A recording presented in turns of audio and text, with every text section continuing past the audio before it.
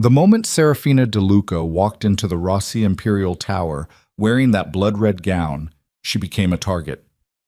Roman Vescari, tattooed king of Milan's criminal underworld, stood across the ballroom watching the woman he couldn't afford to love descend into enemy territory.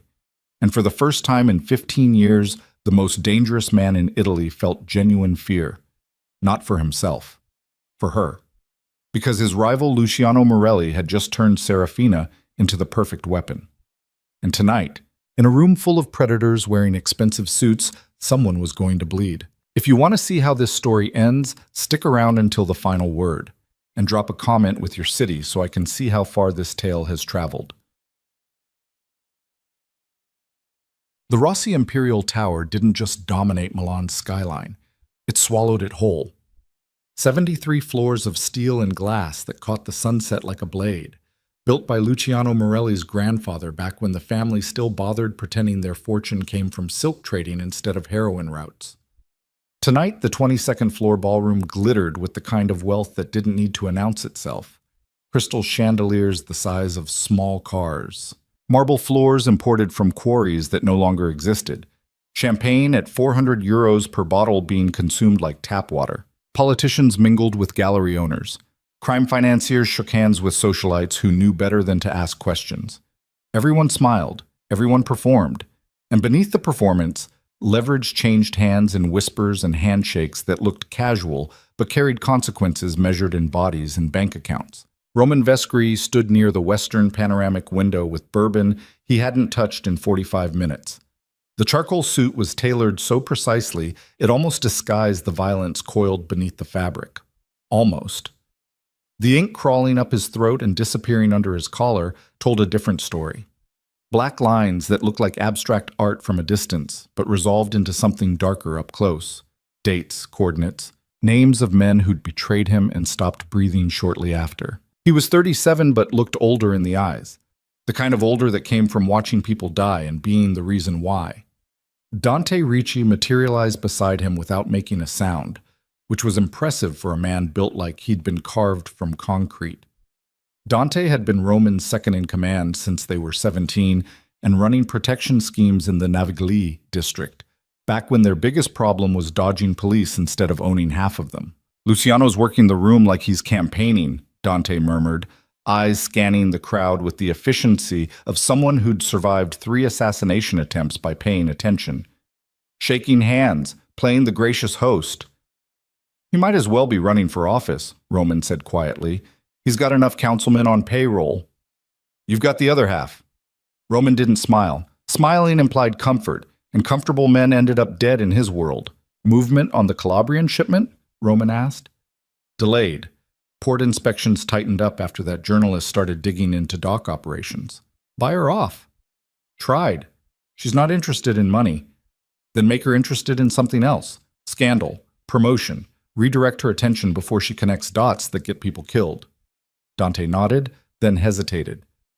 You sure you want to be here tonight? This is Luciano's territory. That's a statement. I know what it is. Then why? Because if I don't show, he interprets weakness, Roman said. And the second Luciano Morelli smells weakness, he starts testing boundaries we can't afford tested. What Roman didn't say, what he wouldn't say even to Dante, was that Luciano had already started testing boundaries 3 weeks ago.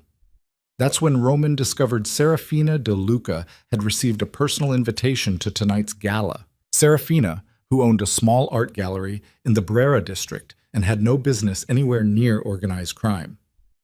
Serafina, whose name appeared near the top of a confidential analysis Roman's intelligence team had compiled 6 months back, a document listing people capable of emotionally compromising him.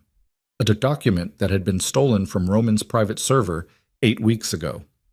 Roman had called her the day he found out. Don't go, he'd said without preamble. Excuse me? Her voice carried that particular edge she used when men tried giving her orders. The gala, Morelli's event, don't go. I don't take orders from you, Roman. I'm not giving orders. I'm trying to keep you breathing. Silence stretched between them like piano wire. You don't get to decide what risks I take, she said finally. Serafina, I was invited because someone appreciated my gallery work. That's all. No, Roman said quietly. You were invited because Luciano knows exactly who you are to me. And who am I to you? The question landed like a knife between his ribs. Roman hadn't answered. He just said, "Please don't go," and disconnected. She went anyway. Now Roman stood in Luciano's ballroom cataloging exit routes and sightlines while his chest felt like someone had replaced his lungs with broken glass. The grand staircase doors opened. Every conversation in the room died simultaneously. Roman turned toward the entrance and felt the ground shift beneath his feet. Serafina descended the marble stairs in a gown the color of arterial blood. The fabric moved like liquid silk, clinging to her body with the kind of precision that suggested either an extremely expensive designer or psychological warfare disguised as fashion. Her dark hair fell past her shoulders in waves that caught the chandelier light. No jewelry except diamond earrings that sparkled every time she moved her head.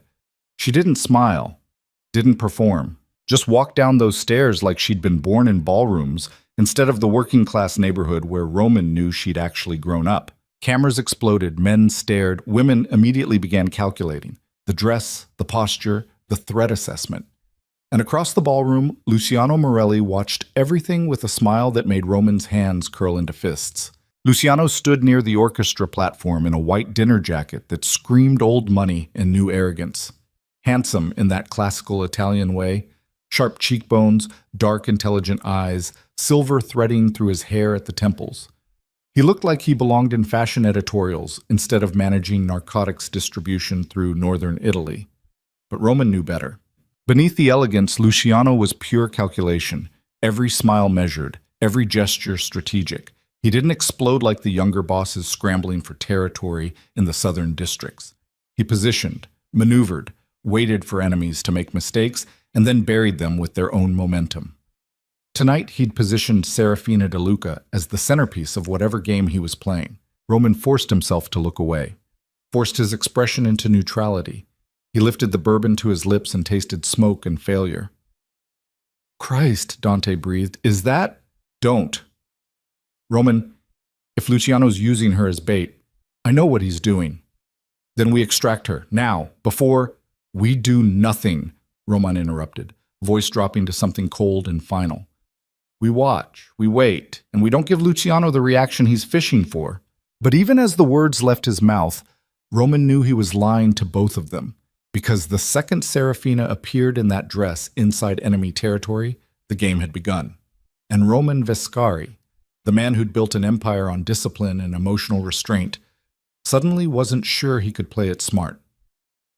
Serafina moved through the ballroom with confidence that looked effortless and cost her everything. Inside, her pulse hammered. Her palms felt slick despite the lotion she'd applied an hour ago. Every instinct screamed she'd made a catastrophic mistake coming here.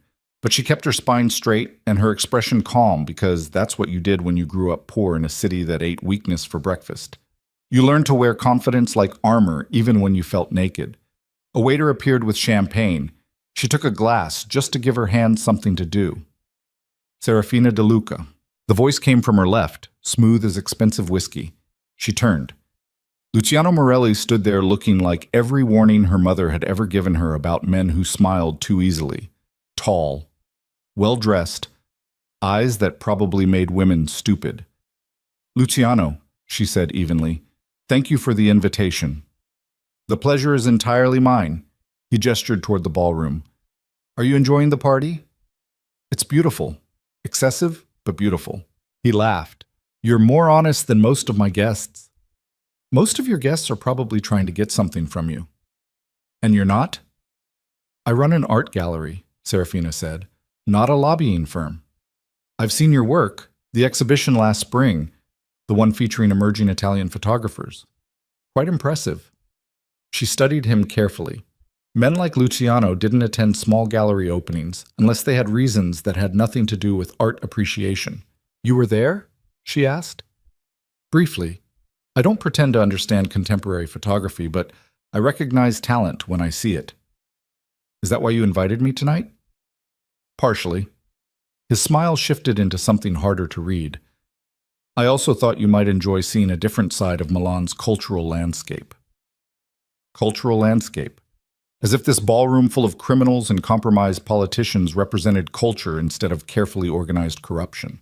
That's kind of you, Serafina said neutrally. Walk with me, Luciano said.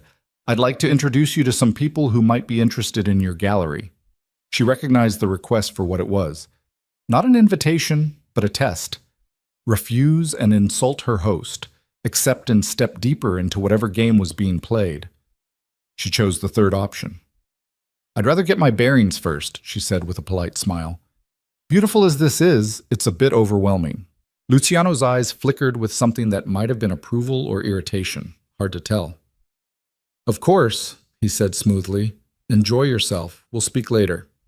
He disappeared into the crowd with the fluid grace of someone who owned every room he entered. Serafina exhaled slowly and took a sip of champagne that tasted like expensive regret. Across the ballroom, she could feel Roman watching her. She didn't look in his direction. Looking would acknowledge the connection, and acknowledging the connection was exactly what Luciano wanted. Instead, she drifted toward a group of gallery owners discussing an upcoming auction.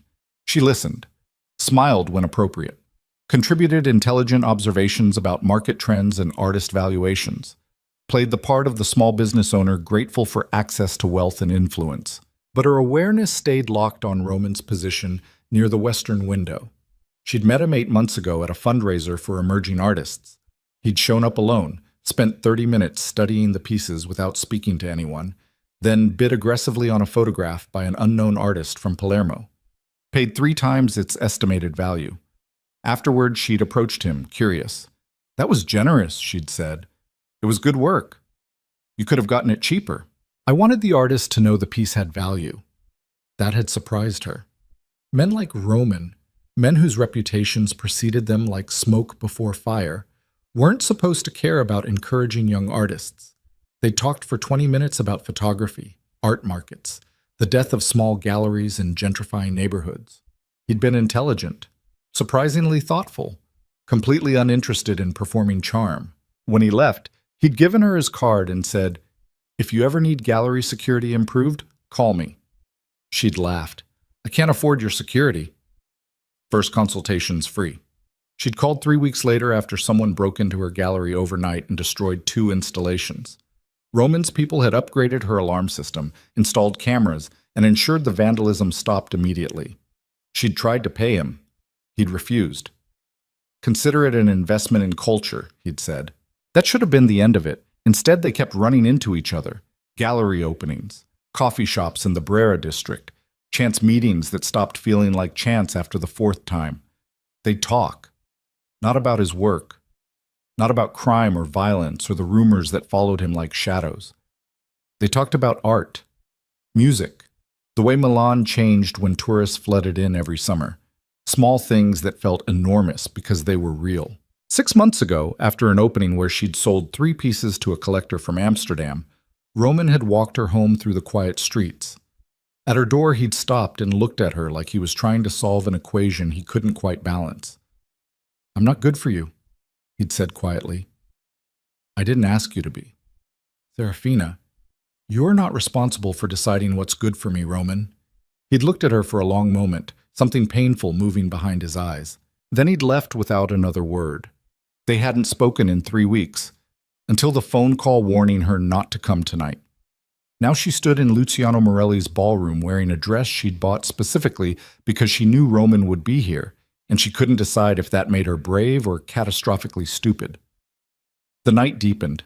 Serafina moved through conversations with politicians' wives and art collectors who smiled too much. She accepted business cards from people whose money probably came from sources she didn't want to investigate. She played the role perfectly, the ambitious gallery owner grateful for access to Milan's elite. But every 20 minutes, she clocked Roman's position. He moved through the ballroom with surgical precision, maintaining sight lines, controlling angles, never looking directly at her, but somehow always aware of exactly where she stood. His people noticed. She watched Dante intercept him twice, leaning in to murmur something that made Roman's jaw tighten. Luciano noticed too. That was the point, she realized. This entire evening, the invitation, the gala, her presence here, it was designed to provoke Roman into revealing something, some weakness, some leverage Luciano could exploit. and she'd walked right into it wearing a crimson dress and diamond earrings.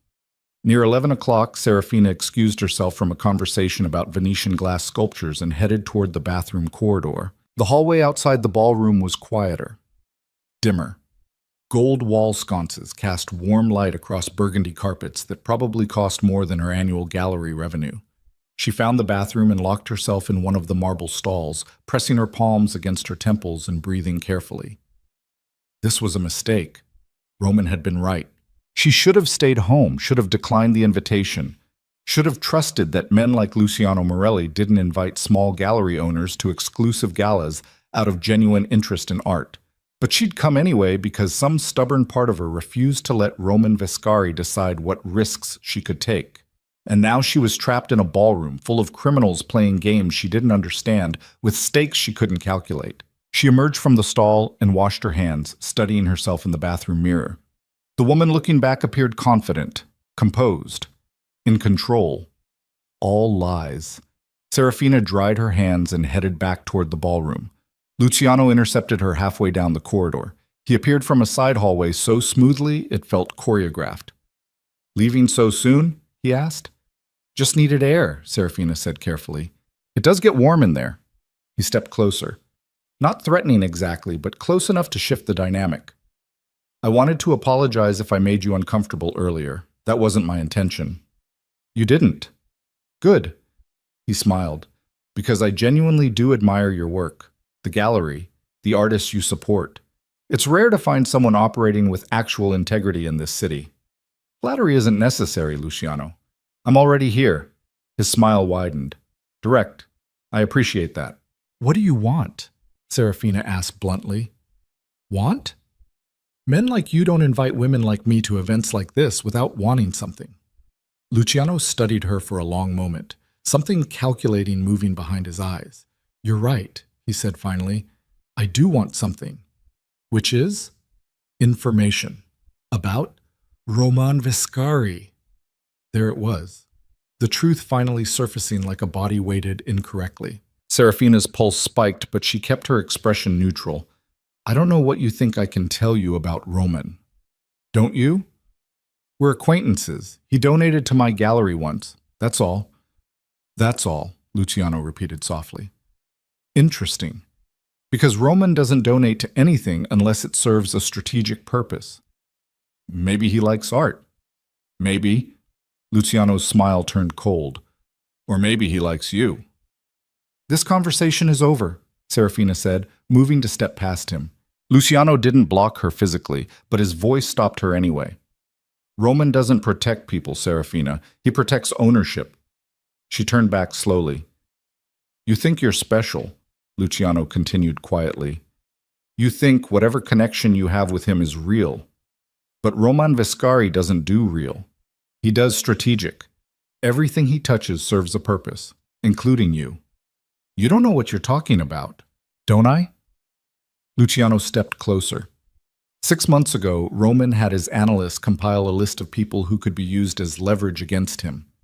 Emotional vulnerabilities, family, trusted allies. Your name was near the top of that list. Serafina's chest tightened. "How do you—" "Because I have the file," Luciano said simply. "Stolen from Roman's private server 2 months ago. And your name is right there in black and white. Serafina De Luca, gallery owner. Potential emotional compromise."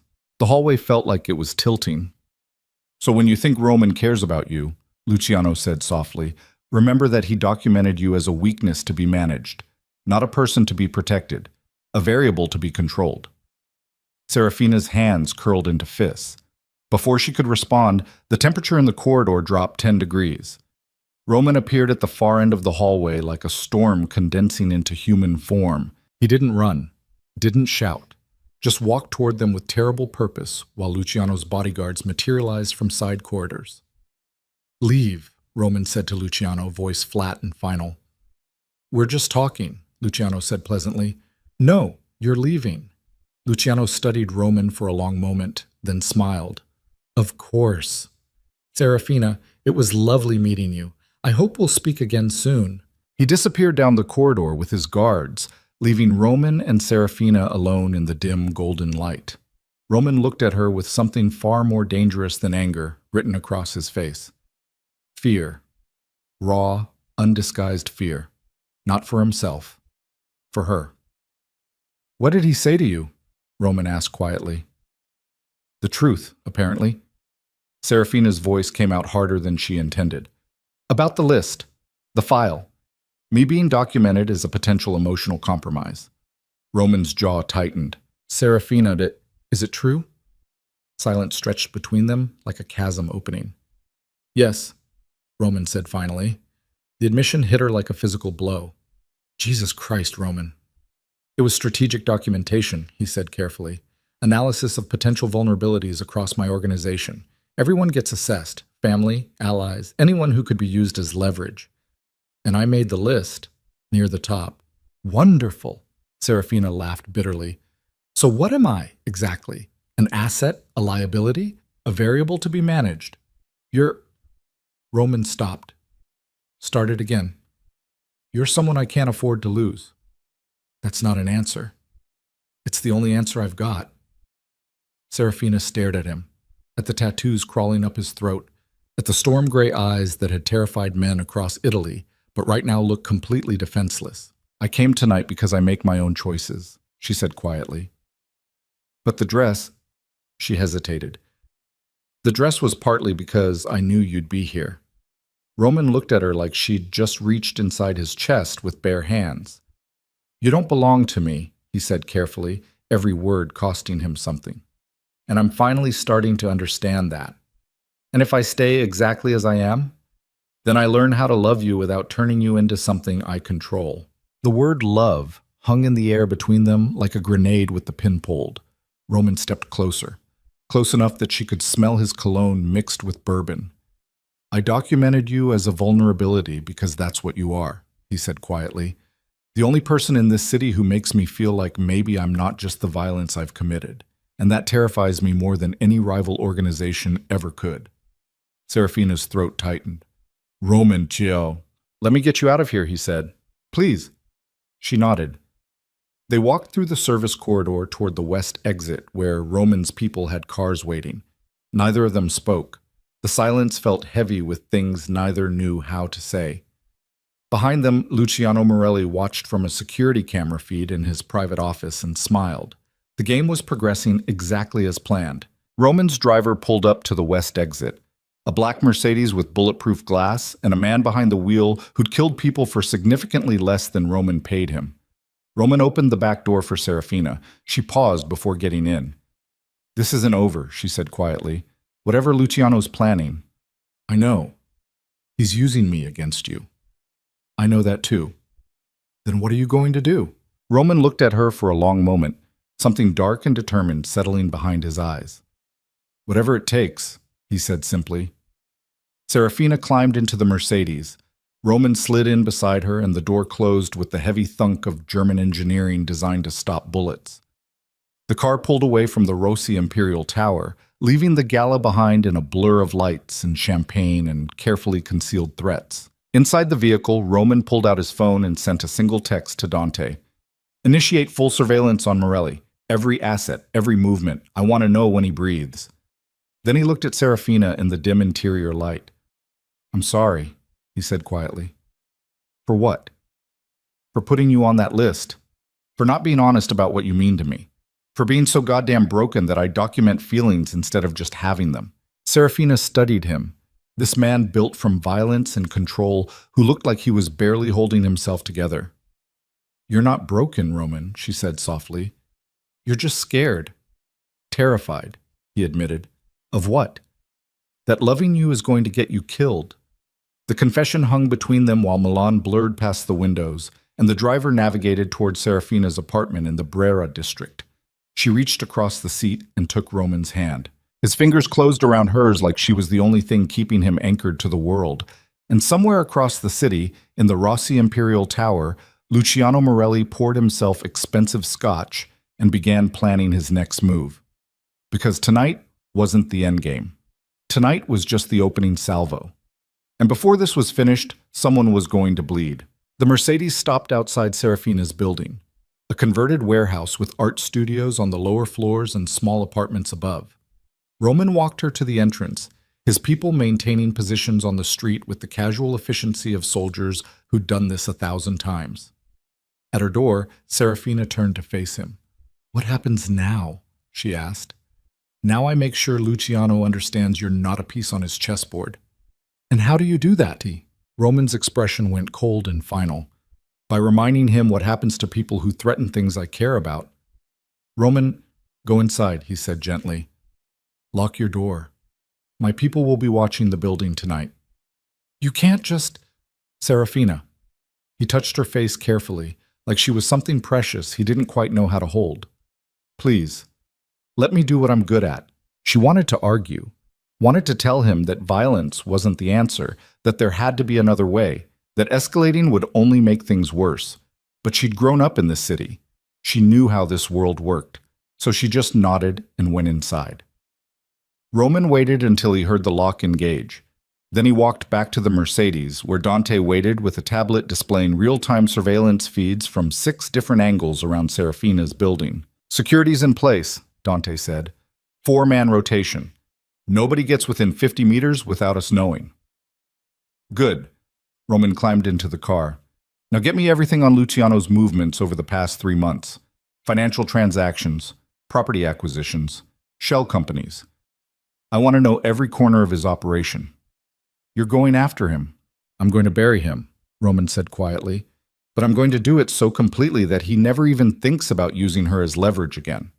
The Mercedes pulled away from the curb, carrying Roman back toward his headquarters in the financial district. Behind them, watching from her 4th-floor window, Serafina stood in the darkness and wondered if she'd just made the most dangerous decision of her life. Not coming to the gala, not wearing that crimson dress, not confronting Luciano in the corridor, but falling in love with Roman Viscari. Because men like Roman didn't love safely. They loved with the same intensity they brought to everything else. Absolute, consuming, and terrifyingly final. And somewhere in the machinery of Milan's criminal underworld, gears had started turning that couldn't be stopped. Luciano had made his opening move. Roman was preparing his response. And Serafina stood at the center of a game that was about to turn lethal. The night deepened. Milan glittered beneath her window like a city built from broken promises and beautiful lies.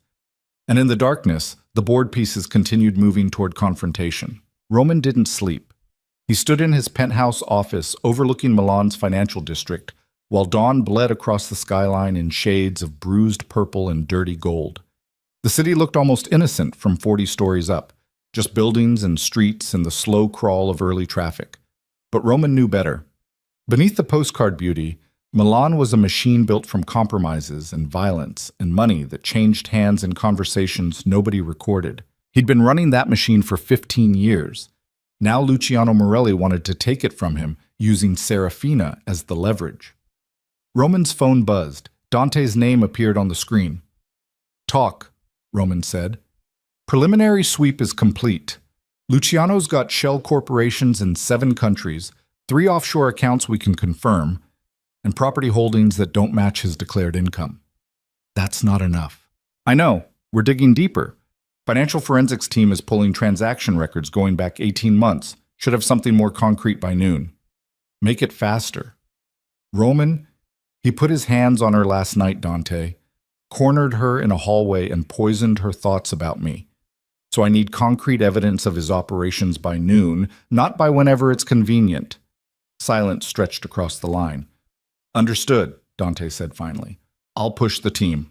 Roman disconnected and turned toward the window. His reflection stared back. Tattooed throat, storm gray eyes that looked older than 37, expensive suit that couldn't quite hide the violence underneath. He looked like what he was, a man built from discipline and calculated brutality who'd forgotten how to be anything else. Until Serafina. She'd looked at him like he was capable of something beyond enforcing territory and managing drug routes. Like maybe beneath the ink and the reputation there was still something worth saving. And last night, standing in that corridor with fear written across his face, Roman had finally admitted the truth. He loved her, not strategically, not because she served some operational purpose, Just loved her in the messy, terrifying way that made him want to burn down half of Milan to keep her safe. His phone buzzed again. Different number this time, encrypted line. Roman answered. We've got a problem. The voice belonged to Marco Santi, one of Roman's territory managers in the southern districts. 3 of our distribution points got hit overnight. Clean operations, no violence, just walked in, cleared the product, left. How much? 40 kilos, maybe 50. Jesus Christ. Roman's jaw tightened. Security footage? Wiped? Professionals? Luciano? That'd be my guess. Timing's too convenient. Roman closed his eyes briefly. This was how it started.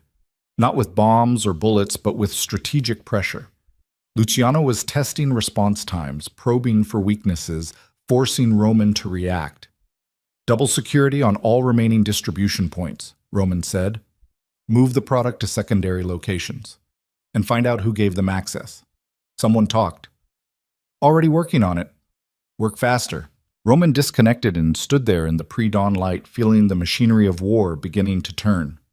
Across the city, Serafina woke to sunlight streaming through her bedroom window and the immediate realization that everything had changed. She lay there for a long moment, staring at the ceiling, replaying the previous night in her head. The Gala, Luciano's poisoned words, Roman's raw confession in the corridor. Then I learn how to love you without turning you into something I control. The words had sounded like surrender and declaration simultaneously. Serafina threw off the blankets and padded into her kitchen. The apartment was small but bright. Exposed brick walls covered in photographs she'd taken over the years. Mismatched furniture that somehow worked together. Plants clustered near the windows because she liked living things, even if she forgot to water them half the time. She made coffee and stood at the window watching her street wake up. Bakery across the way opening its shutters. Old woman walking her dog. Everything normal, except for the black sedan parked 40 meters down with 2 men inside who were definitely not waiting for the bakery to open. Roman's people. Serafina felt something twist in her chest. Gratitude mixed with resentment, mixed with fear. She'd wanted Roman to see her as an equal, not something fragile that needed protecting. But now she stood in her kitchen with armed guards outside and no clear understanding of what came next. Her phone rang. Unknown number. She answered cautiously. Hello? Serafina De Luca. The voice was smooth, familiar. Luciano. I hope I'm not calling too early. Her grip tightened on the phone. How did you get this number? I'm a well-connected man. I wanted to apologize for last night. The conversation in the corridor, I was too direct, too harsh. You told me the truth. A version of it, Luciano said. But truth without context is just another kind of manipulation. And I manipulated you. Why are you calling?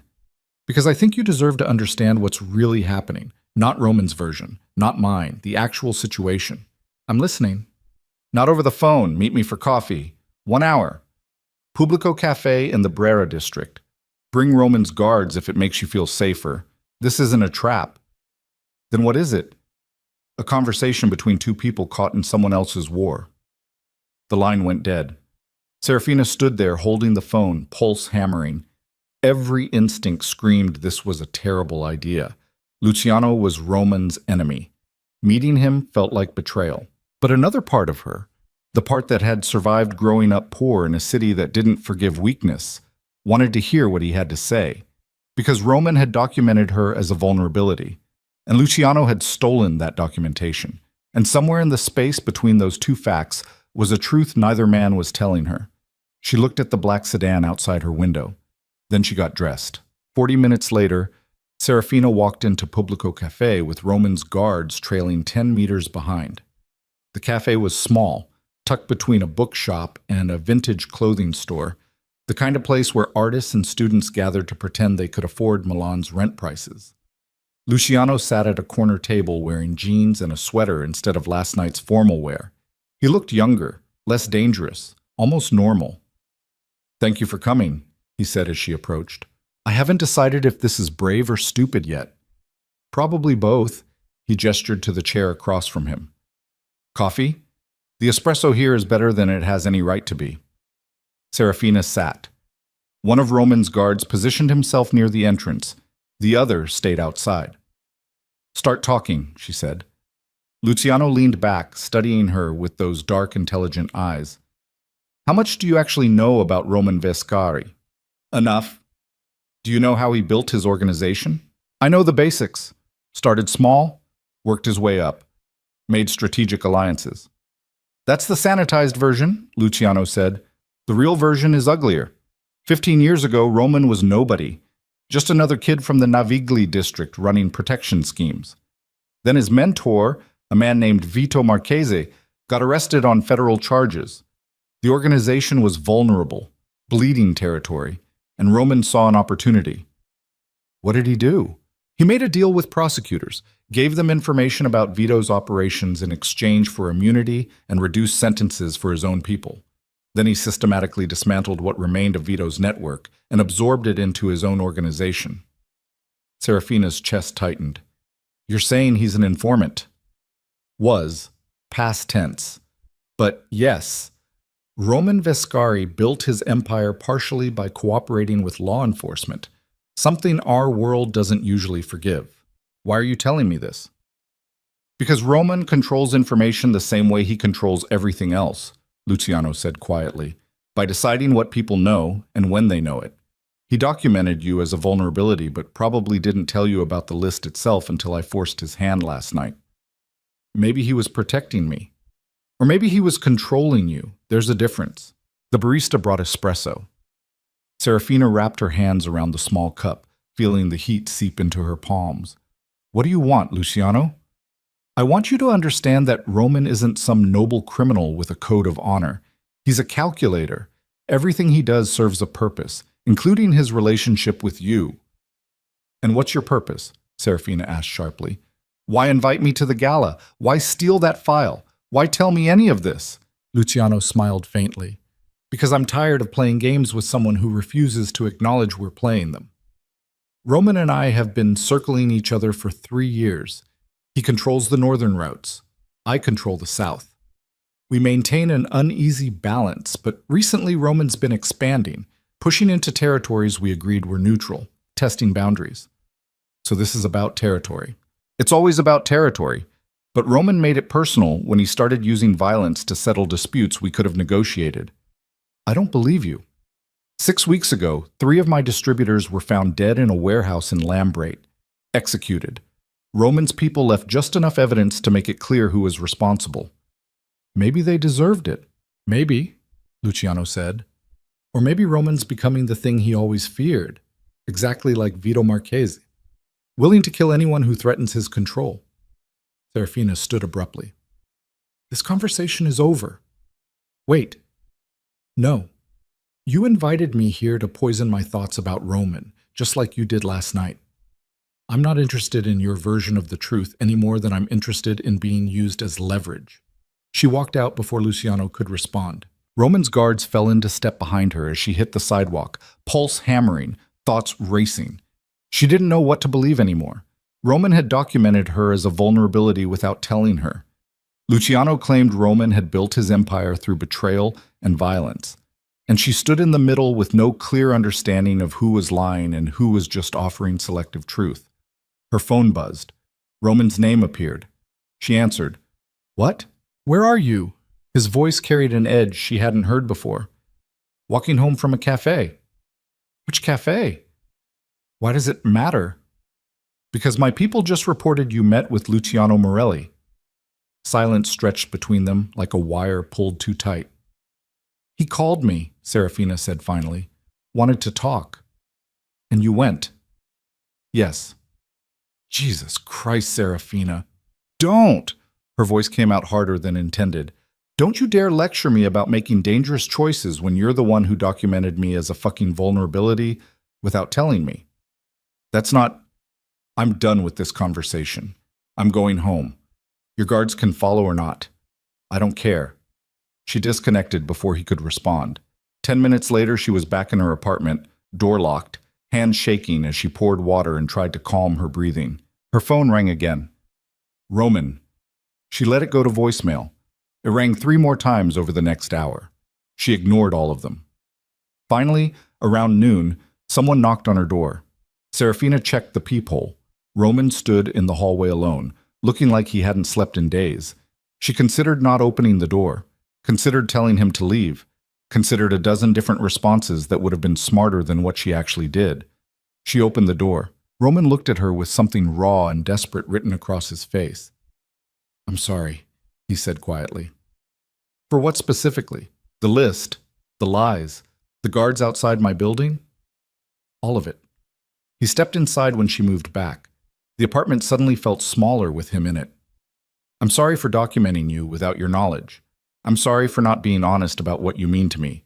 And I'm sorry for putting guards outside without asking. But you're not going to remove them." "No." "Because you don't trust me to make my own decisions. Because Luciano Morelli is dangerous and I can't—" Roman stopped, started again. "I can't lose you." "You don't have me, Roman. I'm not something you possess." "I know that." "Do you?" Serafina's voice cracked despite her efforts to keep it steady. "Because from where I'm standing, it looks like you see me as a variable to manage. Something to protect and control and keep safe regardless of what I want." Roman stood there in her small apartment, looking like he was trying to hold himself together with discipline and failing. "What did Luciano tell you?" he asked finally. "That you built your organization by betraying your mentor. That you cooperated with prosecutors. That you're expanding into neutral territory and killing people who get in your way." Roman's expression went carefully blank. "And you believe him?" "I don't know what to believe because you won't tell me the truth either." "You want the truth?" Roman's voice dropped to something cold and final. "Fine. 15 years ago I made a deal with prosecutors to save my people from federal charges. Vito Marchese was going down regardless. The evidence was overwhelming. I gave them information that— You want the truth?" Roman's voice dropped to something cold and final. "Fine. 15 years ago I made a deal with prosecutors to save my people from federal charges. Vito Marchese was going down regardless. The evidence was overwhelming. I gave them information that helped put him away faster in exchange for immunity for everyone who worked under me. 23 people who would have spent decades in prison walked free because I made that deal." Serafina stared at him. So Luciano was telling the truth. He was telling a version of it. What he didn't mention is that Vito was burning the organization from the inside, skimming profits, getting sloppy.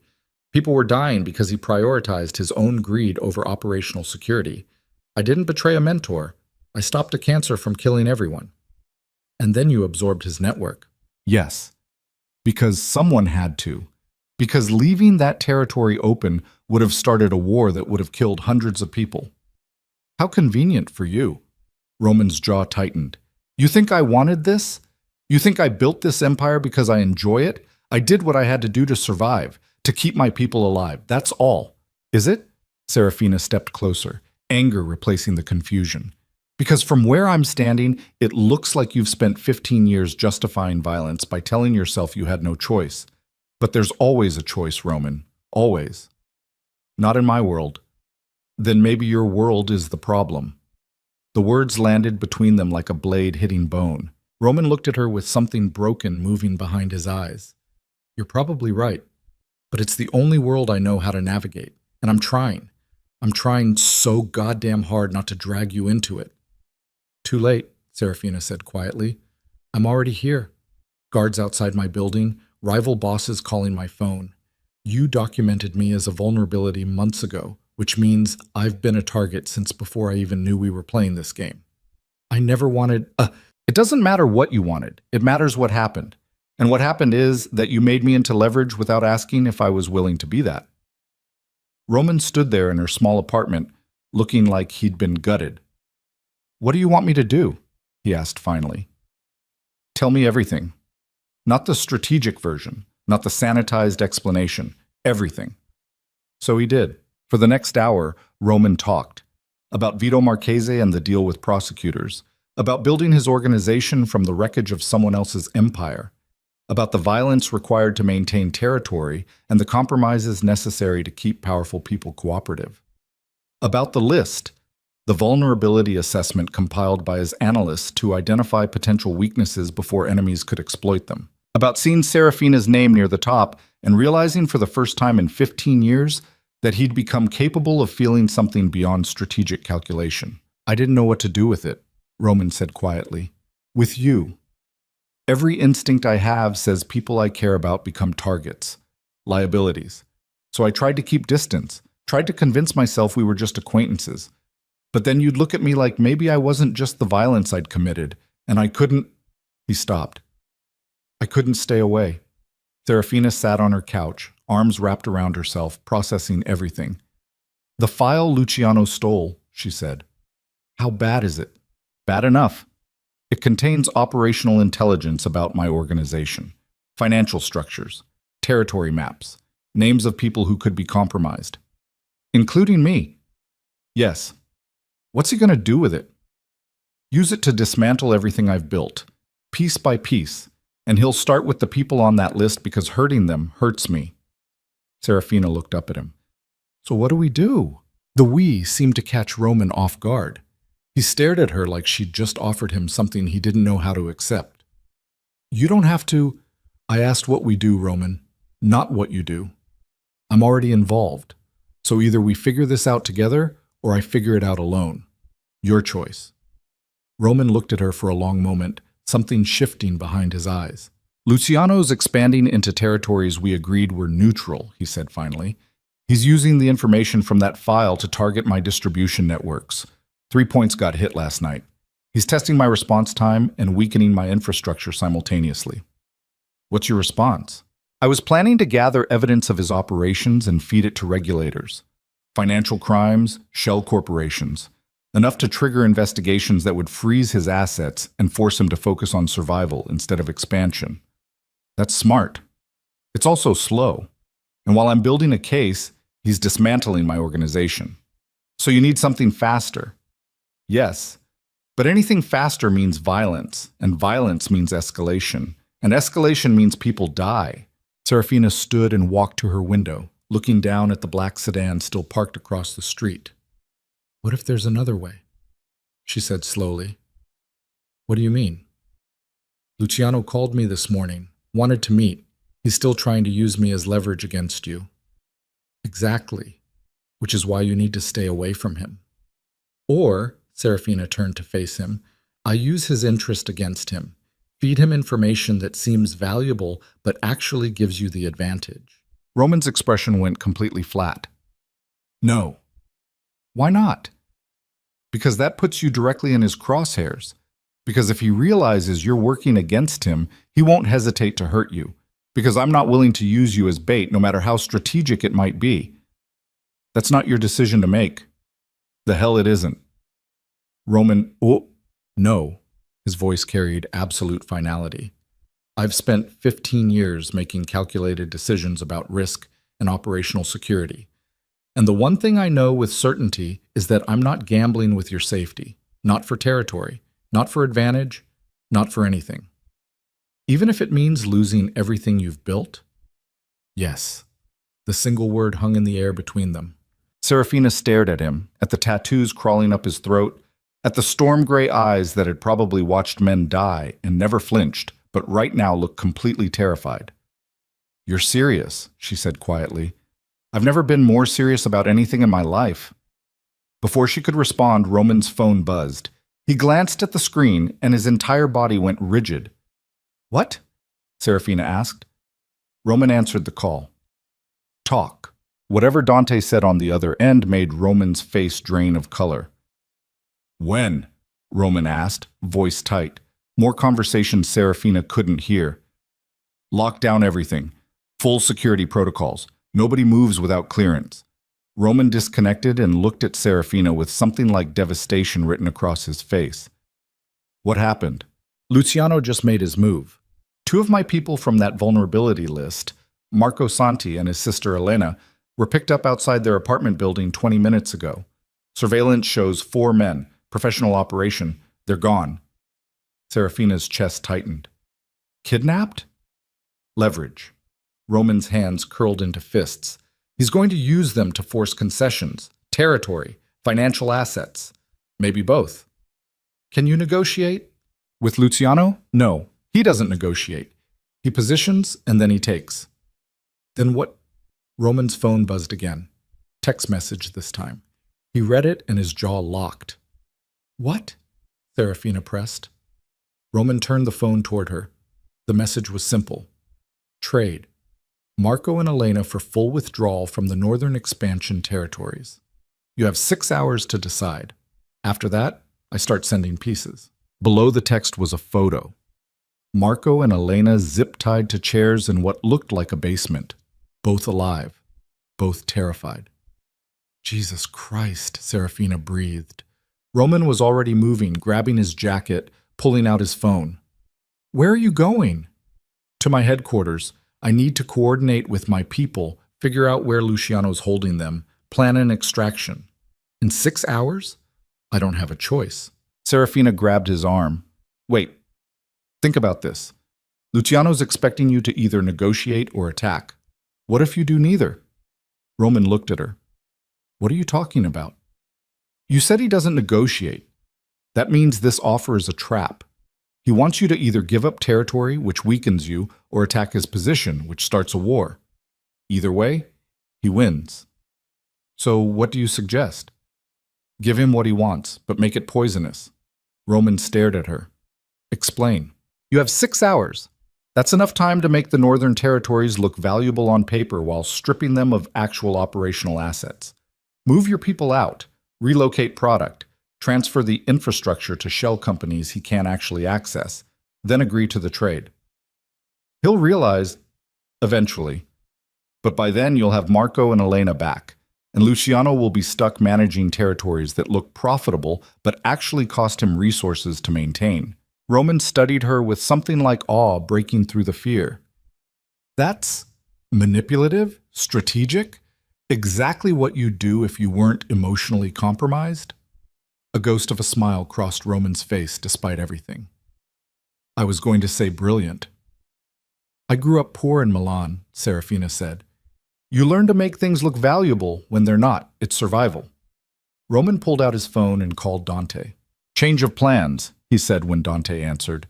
I need you to initiate full asset relocation protocols for all Northern Expansion territories. Equipment, product, personnel, everything moves in the next 4 hours. Make it look normal. No panic. Just standard operational transfers. Dante's response was too quiet for Serafina to hear. Because we're going to give Luciano exactly what he wants, Roman said, and it's going to cost him everything. He disconnected and looked at Serafina. This could work, he said quietly, but if it doesn't, then we figure out the next move. Together. Roman stepped closer, close enough that she could feel the heat coming off him, smell his cologne mixed with coffee and stress. I don't deserve you, he said quietly.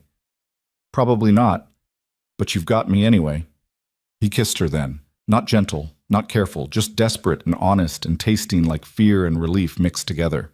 When they broke apart, Roman's phone was already buzzing with updates from his people. The machinery of war had started turning in a different direction. The next 4 hours moved like a storm. Roman coordinated from Serafina's apartment because moving to his headquarters would signal panic to anyone watching. Dante managed the ground operations, relocating product, transferring personnel, creating shell companies that would look legitimate on paper but collapse under scrutiny. Serafina watched Roman work with brutal efficiency. Phone calls in 3 languages. Financial transfers executed with surgical precision. Personnel moved across the city like chess pieces repositioning for an attack that wouldn't come. This was Roman Vescari in his element, not the man who looked at her like she was something precious. He didn't know how to hold. The calculator. The architect. The king of Milan's underworld, moving pieces across a board only he could fully see. And watching him, Serafina realized something terrifying. She wasn't afraid of this version of Roman. She understood it. Around hour 3, Dante called with a problem.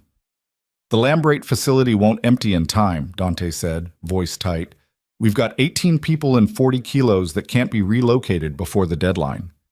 Why not? Roman asked. Police checkpoint on Via Padova. They're running vehicle inspections. Moving that much product through the checkpoint is suicide. Roman closed his eyes briefly. Reroute through the southern corridor. That's Luciano's territory. I know, do it anyway. Use the secondary roads, minimal profile.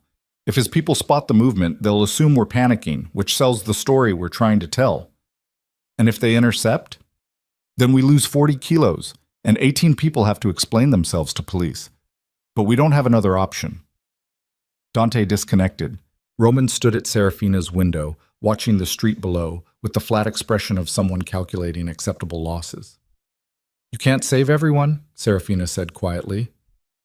I know. Then why do you look like you're failing? Because I put those 18 people in that position.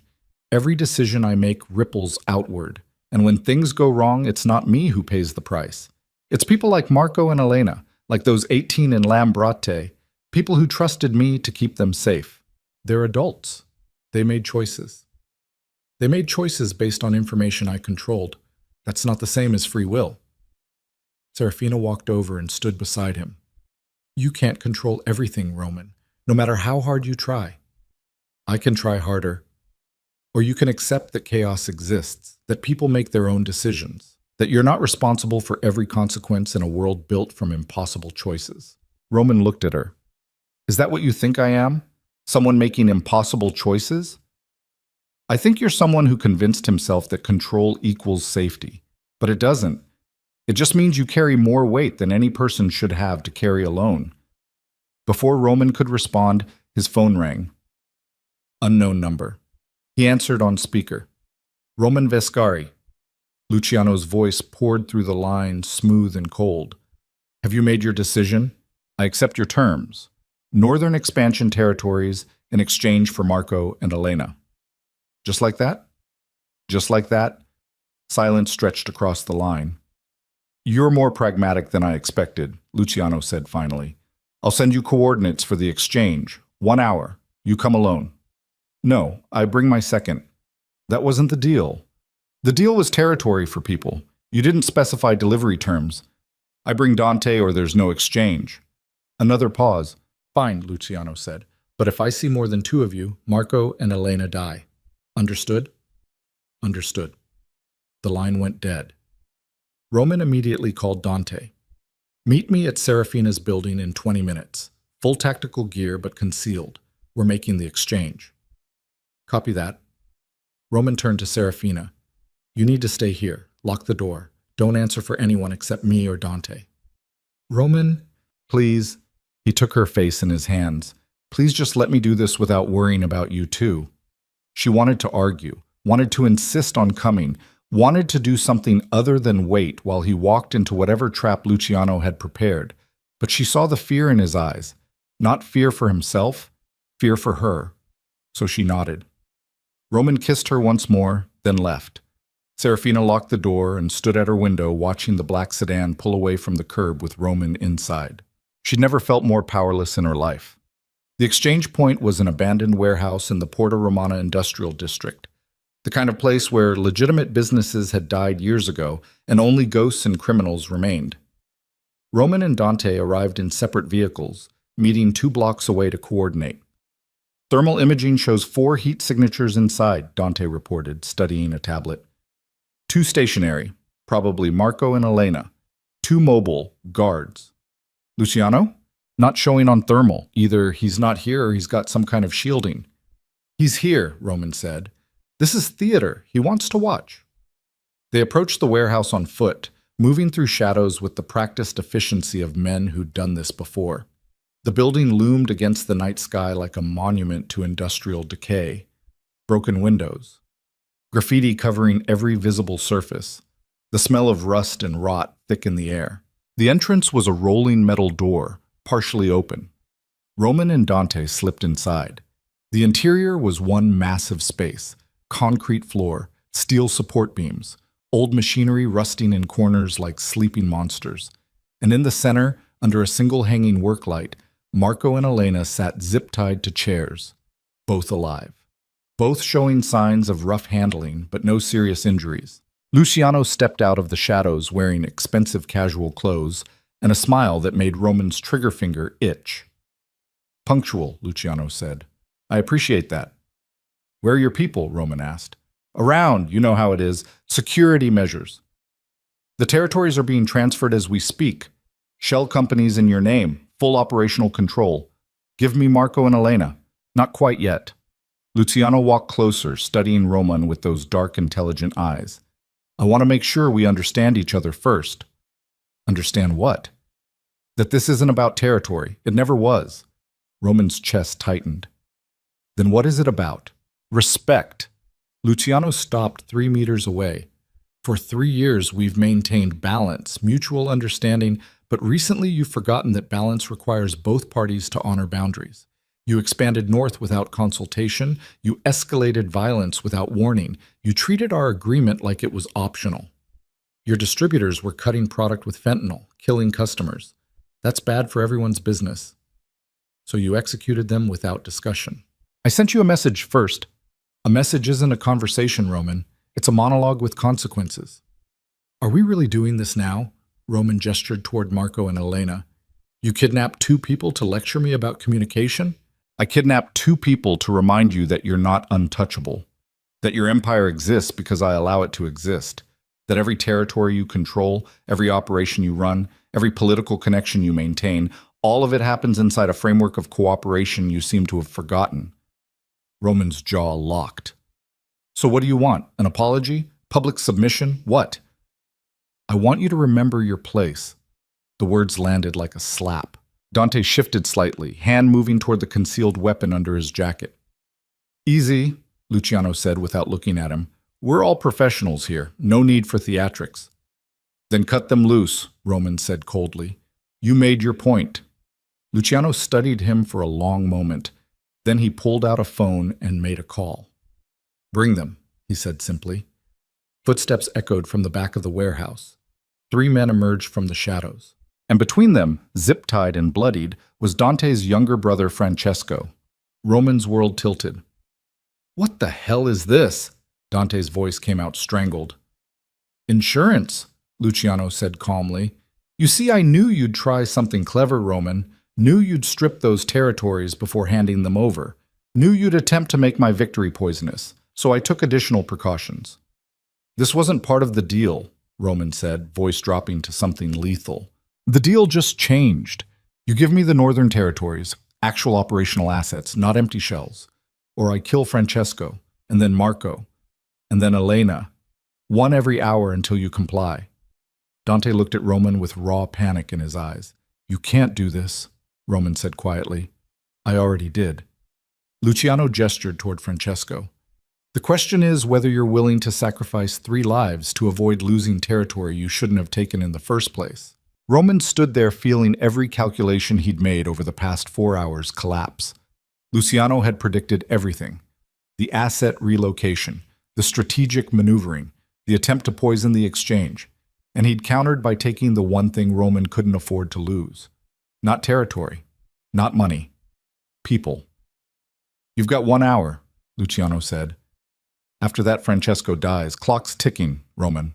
He disappeared back into the shadows with his men, leaving Roman and Dante standing in the warehouse with 3 hostages and no good options. Dante turned to Roman with something broken in his eyes. What do we do? Dante asked hoarsely. And for the first time in 15 years, Roman Vescari, the calculator, the architect, the king of Milan's underworld who'd built an empire from impossible choices, didn't have an answer, because every move he could make led to the same place. Someone he cared about was going to die, and this time he couldn't calculate his way out of it. The warehouse felt like a tomb. Roman stood there staring at Francesco, 24 years old, Dante's only family, the kid who'd joined Roman's organization 6 months ago because he wanted to be like his older brother, and felt something inside himself finally break. We call everyone, Dante said desperately. Every soldier we have. We storm this place. They'll kill all 3 before we get through the door, Roman interrupted quietly. Luciano's not stupid. He's got exit strategies, backup teams, contingency plans. A full assault gets everyone killed. Then what? Dante's voice cracked. I'm not letting Francesco die because you made a strategic mistake. The accusation hung in the air like gunsmoke. I know, Roman said. Then fix it. I'm trying. Try harder. Roman pulled out his phone with hands that wanted to shake and refused to let them. He had 1 hour. 1 hour to either sacrifice territory that kept 300 people employed and 24 families fed, Or sacrifice 3 lives to maintain an empire built from compromises he was finally starting to question? For 15 years, Roman had made these calculations. Territory versus lives, money versus loyalty, strategic advantage versus moral cost. He'd always chosen strategy, always chosen survival, always chosen the empire. But standing in that warehouse, looking at Francesco's terrified face, Roman realized something that made his chest feel like it was caving in. He couldn't do it anymore. Couldn't make the calculation that turned human beings into acceptable losses. Couldn't choose empire over the people who'd trusted him to keep them safe. Couldn't be the man he'd built himself into becoming. His phone buzzed. Serafina's name appeared on the screen. He answered. "Roman, where are you?" "Porta Romana Industrial District. The exchange went bad." "How bad?" He told her everything in clipped sentences. Francesco. Luciano's demands. The impossible choice. Silence stretched across the line. "What are you going to do?" Serafina asked finally. And Roman Viscari, the man who'd spent 15 years building an empire from calculated violence, said the only true thing left. "I don't know. I don't know." The admission hung in the air like a confession Roman had spent 15 years avoiding. Serafina's voice came through the phone, quiet and steady. "Then stop trying to know. Stop calculating. Just tell me what you feel." "I feel like I'm watching everything I built collapse because I made the mistake of caring about people more than territory." "That's not a mistake, Roman. That's called being human. Human gets people killed in my world. So does being a calculator. Francesco's in that warehouse because Luciano knew exactly how you think. He predicted your moves because you're predictable when you prioritize strategy over everything else." Roman closed his eyes. She was right. Luciano had played him perfectly because Roman had done exactly what 15 years of survival instincts told him to do. Strip assets, minimize losses, turn apparent defeat into strategic advantage. Except this time the strategy had backfired catastrophically. "What do I do?" Roman asked quietly. "Something Luciano won't predict, something human instead of strategic." "Like what?" "Give him what he actually wants." "Territory?" "No, respect. He said it himself. This isn't about territory. It's about you treating him like an obstacle instead of an equal. So stop fighting him and start negotiating like you actually value what he has to say." Roman opened his eyes and looked at Dante, who was staring at his younger brother with barely controlled panic. "He'll see through it," Roman said. "Maybe. Or maybe he's telling the truth. Maybe he really does just want you to acknowledge the balance you've been disrupting. Either way, you've got 53 minutes before Francesco dies. So you either try something different, or you watch 3 people die, proving you were right about strategy not working." The line went dead. Roman stood there feeling like Serafina had just reached through the phone and ripped out something essential. She was right. He'd spent 15 years being the smartest person in every room, calculating, positioning, treating every interaction like a chess match where winning meant survival. But Francesco wasn't a chess piece. Neither was Marco or Elena. They were people who'd trusted him, who'd followed him because they believed he'd keep them safe. And right now, safe meant putting aside everything Roman had built himself into and trying something he'd stopped doing 15 years ago. Being honest. Roman pulled out his phone and dialed the number Luciano had called from earlier. Luciano answered on the second ring. 48 minutes, Roman. Hope you're making progress." "I want to talk." "We are talking. In person. Just the 2 of us. No soldiers, no guns, no theater." Silence stretched across the line. "Why would I agree to that?" Luciano asked finally. "Because you were right. This isn't about territory. It never was.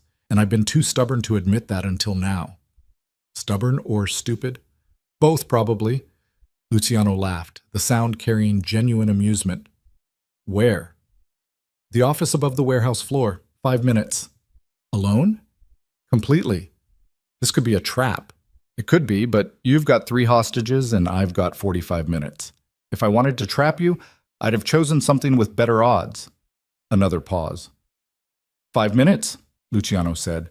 "You bring a weapon and Francesco dies first." The line disconnected. Dante grabbed Roman's arm. "What the hell are you doing?" "Trying something different." "He's going to kill you." "Oh, maybe. But doing this the way I've always done it gets Francesco killed for certain. At least this way there's a chance. A chance at what? At being someone other than the man I've spent 15 years becoming. Roman pulled away and headed toward the metal stairs leading to the second-floor office. His pulse hammered, but his hands stayed steady. 15 years of discipline wouldn't evaporate just because he decided to try honesty instead of strategy. The office was small and filthy. Broken desk, shattered window. Old paperwork scattered across the floor like archaeology from a dead business. A single chair sat in the corner, probably left behind because it wasn't worth moving. Roman stood in the center of the room and waited. 3 minutes later, footsteps echoed on the metal stairs. Luciano appeared in the doorway alone, hands visible, no weapon drawn. "This is unexpected," Luciano said, "for both of us." Luciano stepped inside and leaned against the wall, studying Roman with those dark, intelligent eyes. "So talk." "You were right about the balance, about me treating our agreement like it was optional, about escalating without consultation." "I know I was right. That's not new information." "But I didn't just escalate because I'm arrogant," Roman continued. "I escalated because your distributors were killing customers with contaminated product, and I couldn't figure out how to tell you that without it sounding like I was trying to undermine your operation." Luciano's expression shifted slightly. "What are you talking about?" 6 weeks ago, 3 overdose deaths traced back to fentanyl-laced heroin from your southern distribution network. The product was supposed to be clean. Someone in your organization was cutting it to increase profits and not telling you. And instead of bringing that to my attention, you executed them. Yes. Why? Because I assumed you already knew. Assumed you were testing me by seeing how I'd respond. And I responded the way I always respond, with violence designed to send a message. Luciano pushed off the wall, anger flickering across his face. You thought I was deliberately poisoning my own product stream? I thought you were making a strategic choice I didn't understand, and rather than ask, I acted. That's... Luciano stopped, started again. That's the stupidest thing I've ever heard. I know. You killed 3 of my people based on an assumption. Yes?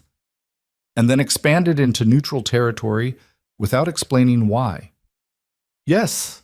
Luciano stared at him. You're either the most arrogant person I've ever met or the worst communicator in organized crime. Probably both. Despite everything, Luciano laughed. Christ, Roman, do you have any idea how much easier this would have been if you just called me 6 weeks ago? I'm starting to. Luciano walked to the broken window and looked out at the warehouse floor below, where Marco, Elena, and Francesco sat under guard. I didn't know about the contamination, Luciano said quietly. If someone in my organization was cutting product with fentanyl, they were acting without authorization. That kind of operation brings federal attention neither of us can afford. I should have told you. Yes, you should have. Luciano turned back toward him. But you didn't because you've spent 15 years building an empire where communication equals vulnerability, where showing someone your reasoning gives them ammunition, where trust is a liability instead of an asset. You're not wrong. I know I'm not, because I've done the same thing. We both have. We've built organizations where strength means never asking for help and strategy means never being honest. Roman's chest tightened. So what do we do about it? We start over. New agreement. Actual communication. Regular meetings where we discuss problems before they become executions. And you give me the Northern Territories, real assets, not empty shells, as restitution for the 3 people you killed without consultation. And Francesco, Marco, and Elena. Go free the moment we finalize the new terms. Roman studied Luciano carefully, looking for the trap, the hidden angle, the strategic positioning that would turn this apparent cooperation into another layer of manipulation. But all he saw was a man who looked as tired of playing games as Roman felt. Why now? Roman asked. Why offer this instead of just taking everything? Because taking everything means war. War means federal attention. Federal attention means we both lose. And honestly, Luciano smiled faintly. I'm getting too old to burn down empires just to prove a point. I'd rather run a profitable organization with clear boundaries than spend the next 5 years fighting over territory neither of us actually needs. That simple? That's simple. Assuming you can actually commit to communication instead of unilateral violence. Roman thought about the past 15 years, the compromises, the calculations, the slow transformation from a kid trying to protect his people into a king who'd forgotten why protection mattered in the first place. Thought about Serafina telling him that control didn't equal safety. Thought about standing in this warehouse realizing he couldn't calculate his way out of caring about people. "I can commit," Roman said finally, "on one condition. Which is, you tell me who gave you access to my server, who stole that vulnerability file." Luciano's expression went carefully neutral. "Why does that matter?" "Because someone inside my organization betrayed me, and I need to know who before I can move forward with any agreement based on trust." "You won't like the answer." "Tell me anyway." Luciano pulled out his phone, tapped a few times, then turned the screen toward Roman. The image showed a man in his mid-50s, gray hair, expensive suit, face Roman had known for 12 years. Alessandro Russo, Roman's financial advisor and one of his longest-serving confidants. Roman's world tilted. "No," he said quietly. "Alessandro wouldn't." "He's been feeding me information for 8 months, Luciano said. "Financial structures, personnel movements, operational intelligence, including that vulnerability assessment." "Why?" "Because you made him a promise 12 years ago. Said when you'd built the empire to a certain size, you'd start transitioning to legitimate business, real estate, import-export, legal operations. But you never did. You just kept expanding, and Alessandro got tired of waiting for you to become the man you promised you'd be." Roman felt like he'd been gutted.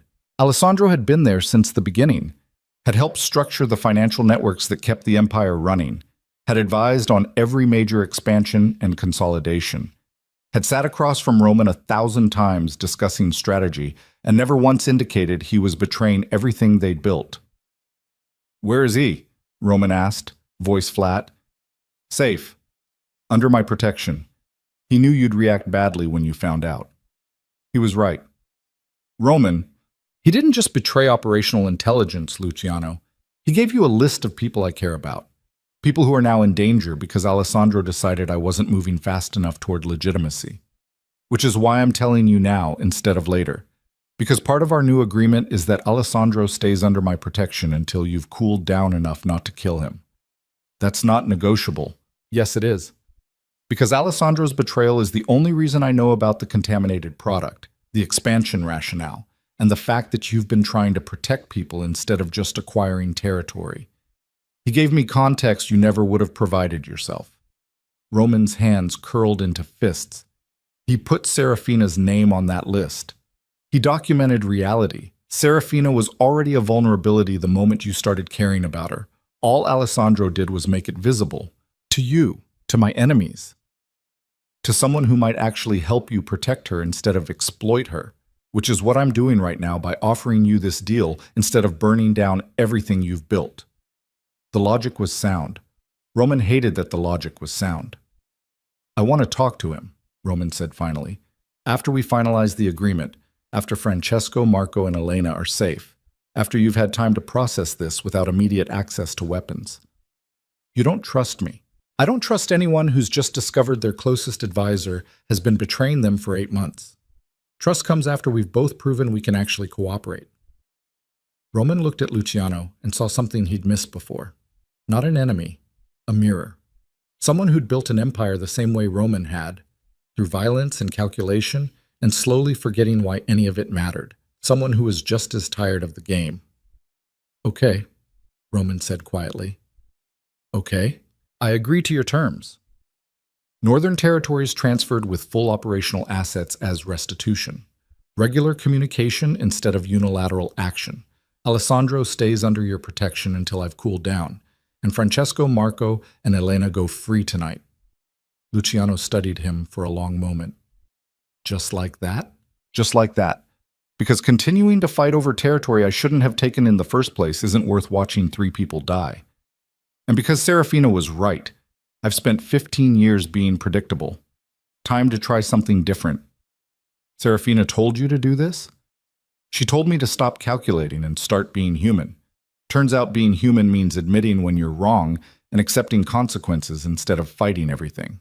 Luciano smiled. "I like her. She's smarter than both of us." "She really is." You planning to marry her? The question caught Roman off guard. What? Serafina. You planning to marry her or just keep her in the undefined space between acquaintance and liability? Roman stopped, started again. I don't know. I'm not sure I know how to be with someone without turning it into strategy. Then learn. Because if Alessandro's intel is accurate, she's the only person in this city who makes you feel like maybe you're not just the sum of every violent decision you've made, and that's worth more than any territory. Roman stared at him. That's almost philosophical. Don't tell anyone. It'll ruin my reputation. Luciano pulled out his phone and made a call. Release them, all three, safe transport to their homes. He disconnected and looked at Roman. Deal's done. I'll have my lawyers draw up the territory transfers tomorrow. We'll schedule our first communication meeting for next week. Neutral location, actual discussion instead of coded threats. Agreed. They stood there in the filthy office while shouting echoed from the warehouse floor below.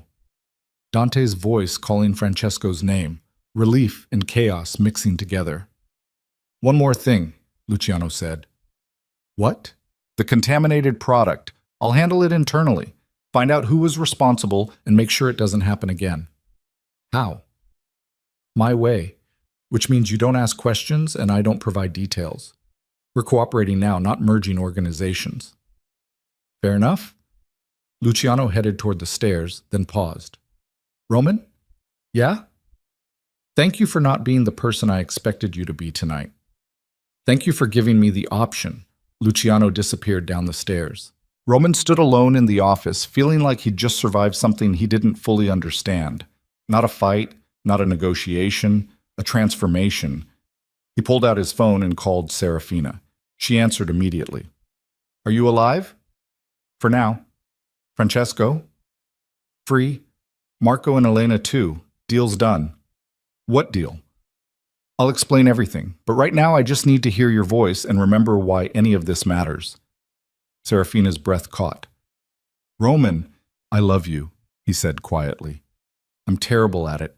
I don't know how to do it without turning it into strategy. But I love you, and I'm going to figure out how to be someone worthy of that. Silence stretched across the line. You're already worthy, Serafina said finally, voice rough with emotion. You just needed to stop calculating long enough to notice. Roman closed his eyes. I'm coming to you, soon as I finish here. I'll be waiting. He disconnected and headed down the stairs. The warehouse floor was chaos. Dante had Francesco wrapped in a crushing hug, while Marco and Elena stood nearby looking shell-shocked, but alive. Luciano's people had already disappeared like ghosts, leaving no evidence they'd been there except the cut zip ties on the concrete floor. Dante looked up as Roman approached. His eyes were red but grateful. Thank you, Dante said hoarsely. Don't thank me. Thank Serafina. She's the one who told me to stop being smart and start being human. What did you give him? The Northern Territories. Real assets. Full operational control. Dante's expression tightened. That's the right call. We shouldn't have expanded there in the first place, and keeping territory isn't worth your brother's life. Dante stared at him. Who are you, and what did you do with Roman Viscari? I'm still figuring that out. They walked out of the warehouse together into the Milan night. The air smelled like rain and rust and possibility. Roman pulled out his phone and sent a text to his entire command structure. Emergency meeting, 6 a.m., my office, attendance mandatory. Because giving Luciano the Northern Territories was just the first step. The harder part was going to be explaining to 300 people why their king had just chosen lives over empire. And somewhere in the back of Roman's mind, Alessandro Russo's betrayal sat like a splinter he couldn't quite reach. The man who'd helped build everything, who'd been there since almost the beginning, who'd decided Roman wasn't becoming the person he'd promised to be and chose betrayal over communication. Roman would deal with that later. Right now, he just needed to get to Serafina, needed to hold her, and remember what it felt like to be something other than the violence he'd committed. Needed to figure out how to build a life instead of just managing an empire. The drive back to Serafina's apartment took 20 minutes through empty Milan streets. Roman's security detail followed at a discreet distance, giving him space but maintaining protection. He parked illegally outside her building and took the stairs 2 at a time. She opened the door before he could knock. They looked at each other for a long moment. Roman in his expensive suit that smelled like warehouse dust and fear. Serafina in pajama pants and one of his old shirts she'd stolen months ago. Then she pulled him inside and wrapped her arms around him like she was trying to hold together something that wanted to fall apart. Roman buried his face in her hair and just breathed. "I was terrified," Serafina whispered against his chest. "Me too." "What happened?" So Roman told her everything. The conversation with Luciano, the new agreement, Alessandro's betrayal, the choice to prioritize lives over territory. Serafina listened without interrupting, her hands gripping his shirt like she was afraid he'd disappear if she let go. When he finished, she pulled back and looked at him with something fierce and proud in her eyes. "You did the right thing. I gave up territory that keeps hundreds of people employed. You saved 3 lives. That's not nothing, Roman. That's everything. My people might not see it that way. Then your people don't understand what leadership actually means. It's not about winning every fight. It's about knowing which fights are worth winning and which ones cost too much." Roman cupped her face in his hands. "How did you get so wise?" "I grew up poor. You learn fast or you don't survive." He kissed her then, slow and careful and tasting like relief mixed with exhaustion. When they broke apart, Serafina led him to her couch and made him sit while she brought water and made him drink it. "When's the last time you ate?" she asked. "I don't remember." "Of course you don't." She disappeared into the kitchen and returned with bread and cheese and olives. "Eat." Roman ate mechanically while Serafina sat beside him, one hand resting on his knee like an anchor. "What are you going to do about Alessandro?" she asked finally. "I don't know. Part of me wants to hunt him down and make him explain why betraying me was easier than just talking to me. But another part already knows the answer. Which is that I built an organization where communication equals vulnerability, where showing weakness means losing position, where trust is something you calculate instead of something you give. Alessandro didn't betray me because he was malicious. He betrayed me because I created an environment where betrayal felt like the only option. That's not entirely fair to yourself, isn't it? I documented you as a vulnerability instead of just telling you I loved you. I expanded into neutral territory instead of discussing contaminated product with Luciano. I've spent 15 years treating every relationship like a strategic asset instead of just being honest with people. Serafina was quiet for a moment. So what changes now? Everything. Nothing. I don't know. Roman set down the food and looked at her. I know I can't keep building an empire where the only language is violence and calculation, but I also don't know how to run an organization based on trust when I've spent 15 years teaching everyone that trust gets you killed. One person at a time, Serafina said quietly. You start with the people closest to you and you practice being honest. And when you fail, because you will fail, you acknowledge it and try again. That's all anyone can do. You make it sound simple. It's not simple, it's terrifying. But it's better than what you've been doing. Roman pulled her close, and they sat there in her small apartment while Milan hummed outside the windows. Stay tonight, Serafina said. I have a meeting at 6 a.m. Then sleep here until 5. I'll make you coffee. You'll shower. You'll go terrify your command structure with whatever changes you're planning. But tonight, you're staying here with me. It wasn't a question. Roman found himself nodding anyway. They moved to her bedroom and Roman stripped down to his undershirt and boxers while Serafina turned off the lights. The bed was small and comfortable and smelled like her perfume mixed with laundry detergent. Roman lay there in the dark with Serafina curled against his side and tried to remember the last time he'd felt safe enough to actually sleep instead of just resting with one eye open. He couldn't. But tonight, in Serafina's bed with her breathing steady against his chest, Roman Vescari finally closed his eyes and let himself fall. And across the city, in a secure apartment under Luciano Morelli's protection, Alessandro Russo sat at a window watching Milan's skyline and wondering if he'd just saved Roman's life or condemned him. Because the hard truth Alessandro had learned over 12 years was simple. Men like Roman Vescari didn't change. They just found new ways to justify the violence.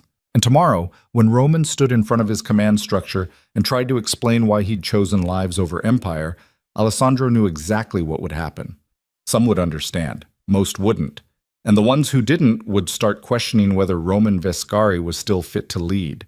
The game wasn't over. It was just entering a new phase. And this time, the battlefield wasn't territory or money. It was Roman's soul. Roman woke at 4:30 to Serafina's alarm and the immediate weight of what he was about to do. She stirred beside him, hair tangled across the pillow, eyes still heavy with sleep. For a moment, they just looked at each other in the pre-dawn darkness. "You don't have to do this," she said quietly. "Yes, I do." "They might not follow you after this. You're asking them to accept a completely different kind of leadership." "I know. And if they don't?" Roman sat up, running his hands through his hair. "Then I find out who I am without the empire. And maybe that's not the worst thing." Serafina reached for his hand. "I'm proud of you." "Don't be. Not yet. I haven't actually done anything except make promises in a warehouse."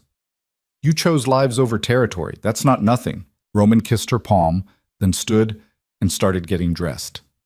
The suit from last night smelled like warehouse dust and fear, but it would have to do. He'd shower and change at his office before the meeting.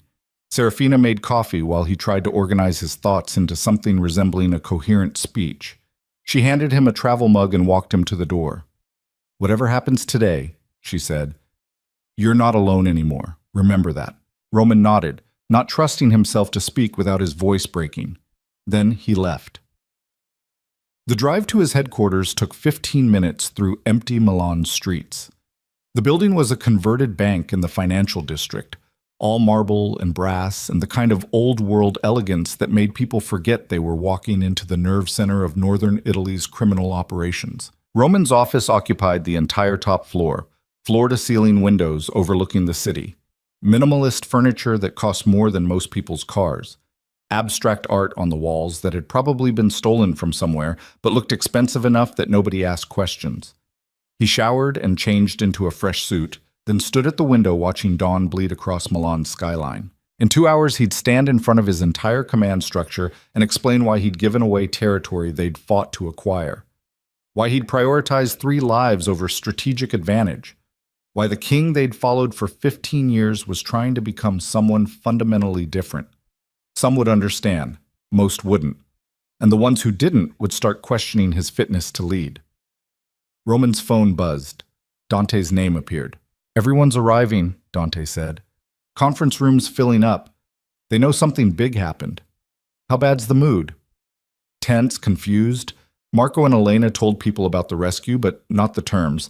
So everyone knows you made a deal, but nobody knows what it cost." "That's probably for the best. Let me tell them myself." "Roman," Dante hesitated. "Some of the territory managers are already talking, saying you've gone soft, that prioritizing Francesco over operational security sets a dangerous precedent. They're not wrong, but they're not right either. You made the call that kept 3 people breathing. That counts for something. We'll see if they agree." Roman disconnected and took one last look at the city he'd spent 15 years dominating through violence and calculation. Then he headed downstairs. The conference room was packed, 47 people representing every major operation in Roman's organization. Territory managers, financial advisors, security chiefs, distribution coordinators, the machinery that kept the empire running. They all went quiet when Roman entered. He stood at the head of the table and looked at faces he'd known for years. Some had been with him since the beginning. Others had joined as the organization expanded. All of them had followed him because he'd built something that felt permanent and profitable and worth the risks. "Last night, Luciano Morelli kidnapped 3 of our people," Roman began without preamble. "Marco Santi, Elena Santi, and Francesco Ricci. He demanded I give him the northern expansion territories in exchange for their release." Murmurs rippled through the room. "I agreed to his terms." The murmurs became protests. "Those territories represent 18 months of work," someone said from the back. Carlo Messina, one of the senior territory managers. "Millions in infrastructure investment, strategic positioning we can't easily replace." "I'm aware," Roman said. "Then why give them up for 3 people?" Carlo pressed. "We've lost soldiers before. It's part of the business." "Because this time I decided the business doesn't get to cost more than I'm willing to pay." "That's not how this works," another voice called out. Maria Conti, financial operations. "We're not a charity. We're an organization built on strategic decisions, and strategic decisions sometimes mean acceptable losses." "You're right," Roman said quietly. For 15 years, that's exactly how we've operated. Calculate acceptable losses, prioritize territory over people, build an empire where everything serves operational security and profit. And it worked. We grew. We dominated. We became exactly what I set out to create. He paused, letting the words settle. But somewhere along the way, I forgot why we built this in the first place. It wasn't about territory. It wasn't about profit. It was about protecting our people from organizations that treated them as expendable. And last night, standing in that warehouse, I realized I'd become exactly what we were supposed to be fighting against. So what? Carlos stood up. You're going soft? Prioritizing feelings over strategy? I'm prioritizing people over territory. There's a difference. Not from where I'm standing. You just gave away 18 months of work because you couldn't stomach the idea of losing Dante's brother. That's emotion, not leadership. The room erupted in competing voices, some agreeing with Carlo, others defending Roman's decision. The careful control Roman had maintained for 15 years fracturing in real time. Roman let it play out for 30 seconds, then raised his hand. Silence fell immediately. Here's what's going to happen, Roman said, voice dropping to something cold and final. The Northern Territories transfer to Luciano's control, effective immediately. We maintain our existing operations in all other regions, and we establish regular communication with Luciano's organization to prevent the kind of misunderstandings that led to this situation. Communication? Maria's voice carried disbelief. With our primary competitor? Yes. Because the alternative is continued escalation that ends with federal investigations neither organization can afford. This is insane, Carlos said. You're negotiating with someone who kidnapped our people. I'm negotiating with someone who responded to 18 months of aggressive expansion by using leverage I gave him when I documented people as vulnerabilities instead of just protecting them. The room went very quiet. What documentation? Someone asked. Roman pulled out his phone, connected it to the conference room display, and showed them the vulnerability assessment, the document Alessandro had compiled, the names, the analysis of who could be used as leverage. Serafina's name was clearly visible near the top. 6 months ago, I authorized this assessment, Roman said. Standard operational security. Identify potential weaknesses before enemies exploit them. But what I didn't consider is that creating this list made everyone on it a target, made them vulnerable specifically because I documented their importance. He disconnected the phone and looked at his people. Alessandro Russo stole this file and gave it to Luciano Morelli. He's been feeding intelligence to Luciano's organization for 8 months because he believed I was never going to transition to legitimate operations the way I promised I would. The room exploded. Alessandro betrayed us? For 8 months? Where is he? Under Luciano's protection, Roman said, cutting through the chaos. And he stays there until I've cooled down enough not to kill him. That's part of the agreement. You're protecting the man who betrayed us? Carlo's voice carried pure outrage. I'm honoring an agreement I made because it was the only way to save 3 lives. And yes, that means Alessandro gets protection. For now. This is unacceptable, Carlo said. You're asking us to accept massive territorial losses, communication with our enemies, and protection for a traitor. What kind of leadership is that? Roman looked at him steadily. The kind that prioritizes people over empire. And if you can't accept that, there's the door. Carlo stared at him. You're serious? Completely. I'm not asking anyone to follow me into something they don't believe in. If you think I've gone soft, if you think this decision makes me unfit to lead, then leave. No retaliation, no consequences. Just walk away. Nobody moved. The tension in the room felt thick enough to choke on. I know this isn't what you signed up for, Roman continued quietly. For 15 years I built an organization where strength meant never showing weakness and winning meant never backing down. And that worked until it didn't. Until I had to choose between maintaining that image or saving people I care about. So I chose people. And I'm going to keep choosing people, which means this organization is changing whether anyone likes it or not. Into what? Maria asked. Something sustainable.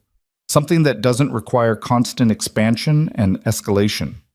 Something where communication replaces violence as the primary tool and people aren't just assets to be managed. That's not realistic in our world, someone said. Maybe not, but I'm going to try anyway, Because the alternative is watching this empire eat everyone inside it until there's nothing left except territory and profit and the hollowed-out shells of people who forgot why any of it mattered. Roman looked around the room at faces ranging from confused to angry to grudgingly understanding. "So here's your choice," he said.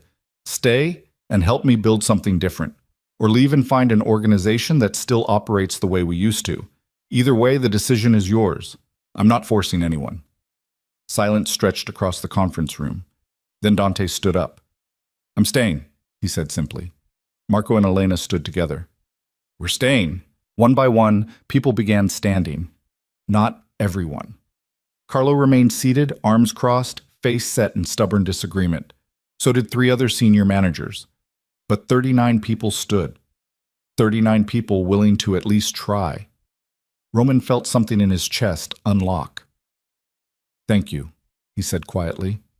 Carlo stood then, but not in agreement. "I'm out. This isn't what I signed up for. You want to run an organization based on feelings and cooperation? You do it without me." He walked out. The 3 other managers followed. The door closed behind them with heavy finality. Roman looked at the 39 who remained. "We've got work to do. Territory needs to be formally transferred, communication protocols established with Luciano's people, and we need to figure out what sustainable operations look like when we're not constantly expanding." "What about Alessandro?" Maria asked. "That's between him and me, and it stays that way until I decide otherwise." The meeting broke up slowly. People filed out talking in low voices, processing everything that had just changed. Dante stayed behind after everyone else had left.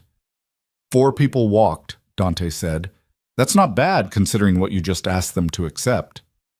It's 4 people who think I've lost my edge. Or 4 people who can't adapt to a different kind of leadership. There's a difference." Roman looked at his second-in-command. "Thank you for standing first. That mattered. You saved my brother's life. Standing was the least I could do. It was more than that. You gave everyone else permission to follow. Without you, half that room walks." Dante nodded slowly. "What happens now?" "Now I go see Alessandro and figure out whether I'm capable of having a conversation with someone who betrayed me without it ending in violence. You want backup?" "No, this needs to be just the 2 of us." Roman left his headquarters and drove across Milan toward the address Luciano had provided. A secure apartment in the Porta Venezia district. Expensive, anonymous. The kind of place where people disappeared when they needed to avoid consequences. 2 of Luciano's guards stood outside the building. They didn't stop Roman, but they followed him upstairs with the silent efficiency of professionals doing their job. Alessandro answered the door on the second knock. He looked older than Roman remembered. Gray hair thinner. Lines around his eyes deeper. The 12 years they'd worked together suddenly visible in every wrinkle. "Roman," Alessandro said carefully. "Can I come in?" "Of course." The apartment was furnished but impersonal, temporary housing for someone in protective custody. Alessandro gestured toward the couch, but Roman remained standing. "Why?" Roman asked simply. Alessandro sat heavily in the chair by the window. "Because 12 years ago you promised me something. Said when we'd built the organization to a certain size, we'd start transitioning to legitimate operations, real estate development, import-export businesses, legal ventures that would let everyone retire without looking over their shoulders." "I remember. But you never did it. Every time we hit that threshold, you found reasons to expand further. More territory, bigger operations, greater control. The transition kept getting pushed back. Because the transition would have made us vulnerable, given competitors opportunities to move into territories we vacated." "Exactly," Alessandro said. "There was always a reason, always a strategic justification.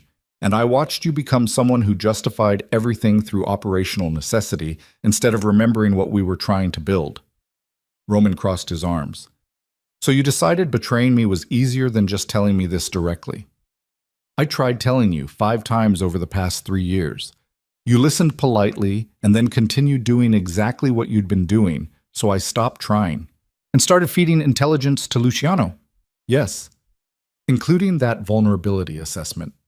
"Including that," Alessandro met his eyes. "I knew documenting those people made them targets.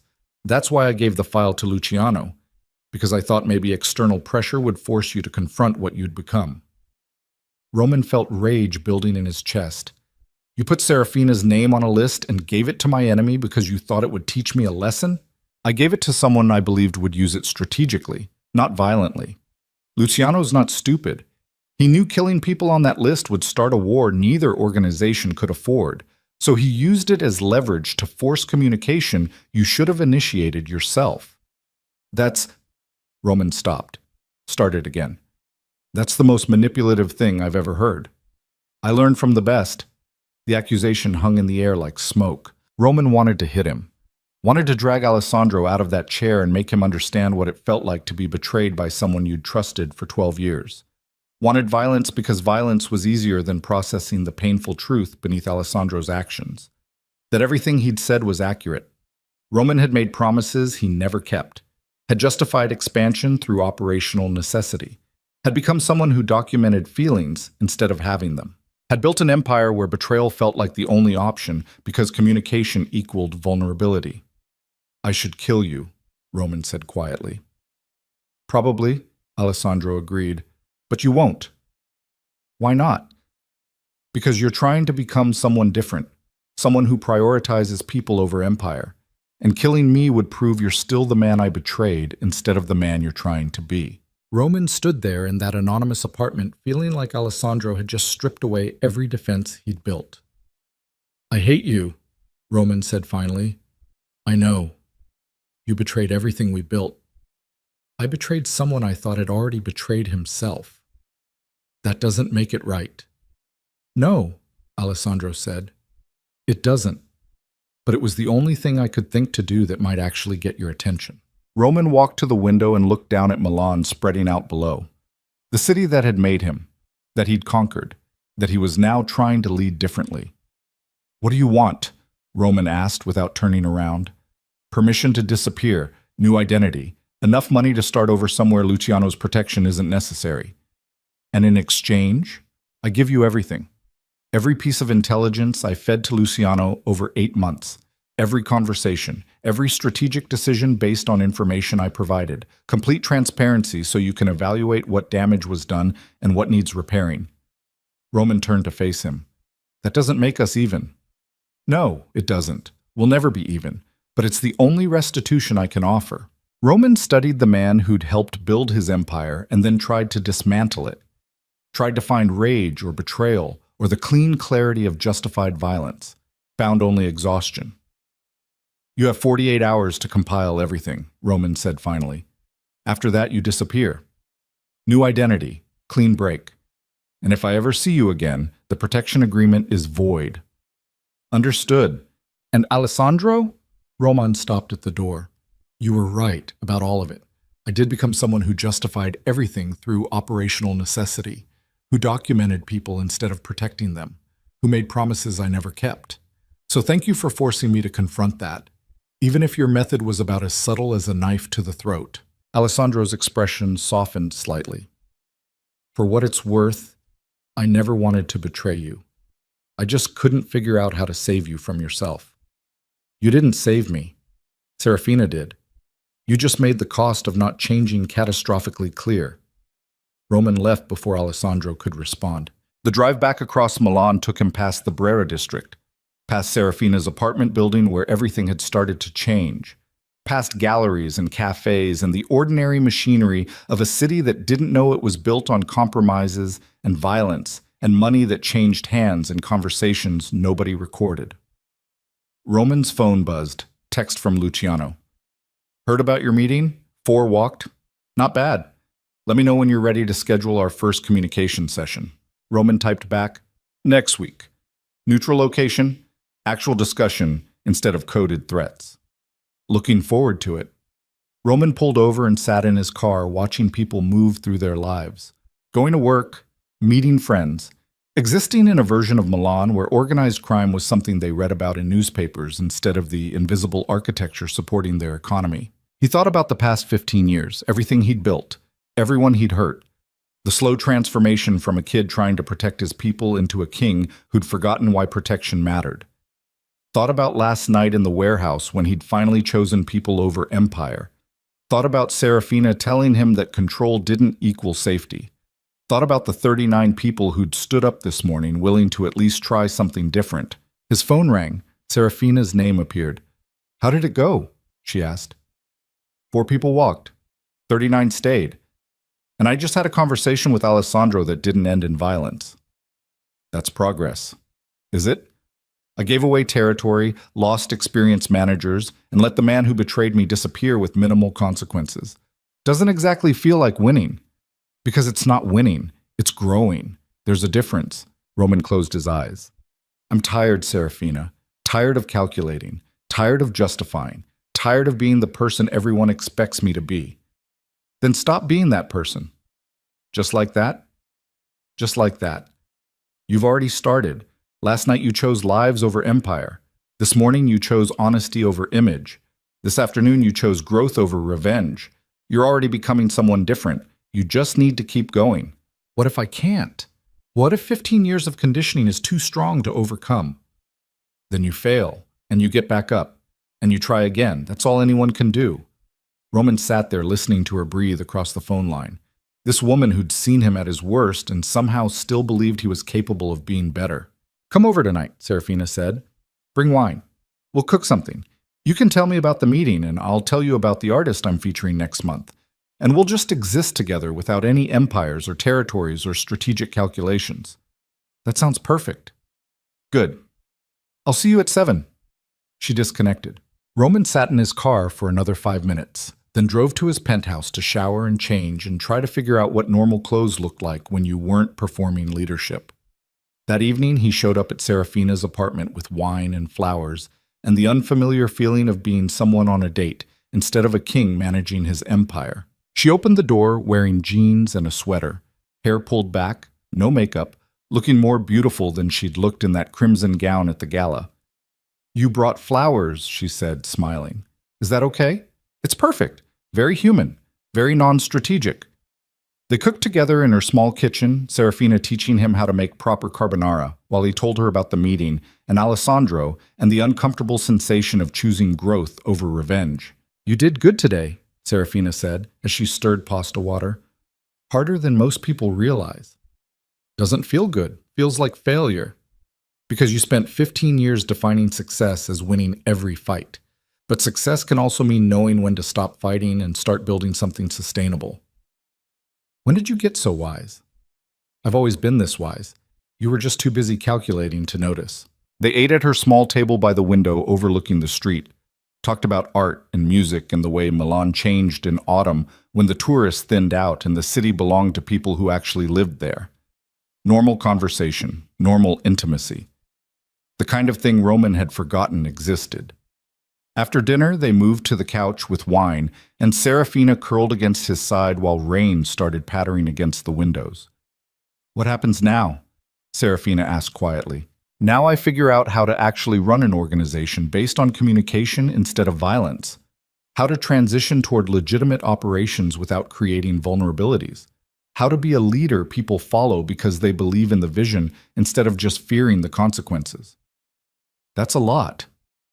It's everything. And I have no idea if it's possible. But you're going to try anyway. I'm going to try anyway. Roman looked down at her. Because you make me believe maybe I'm capable of being something other than the violence I've committed, and that's worth failing for. Serafina tilted her head up and kissed him slowly. When they broke apart, she said, I love you, Roman Vescari. The version you are now and the version you're trying to become. Roman felt something in his chest crack open completely. I love you too, he said. And I'm terrified that loving you is going to get you hurt. Everything worth doing is terrifying. That's how you know it matters.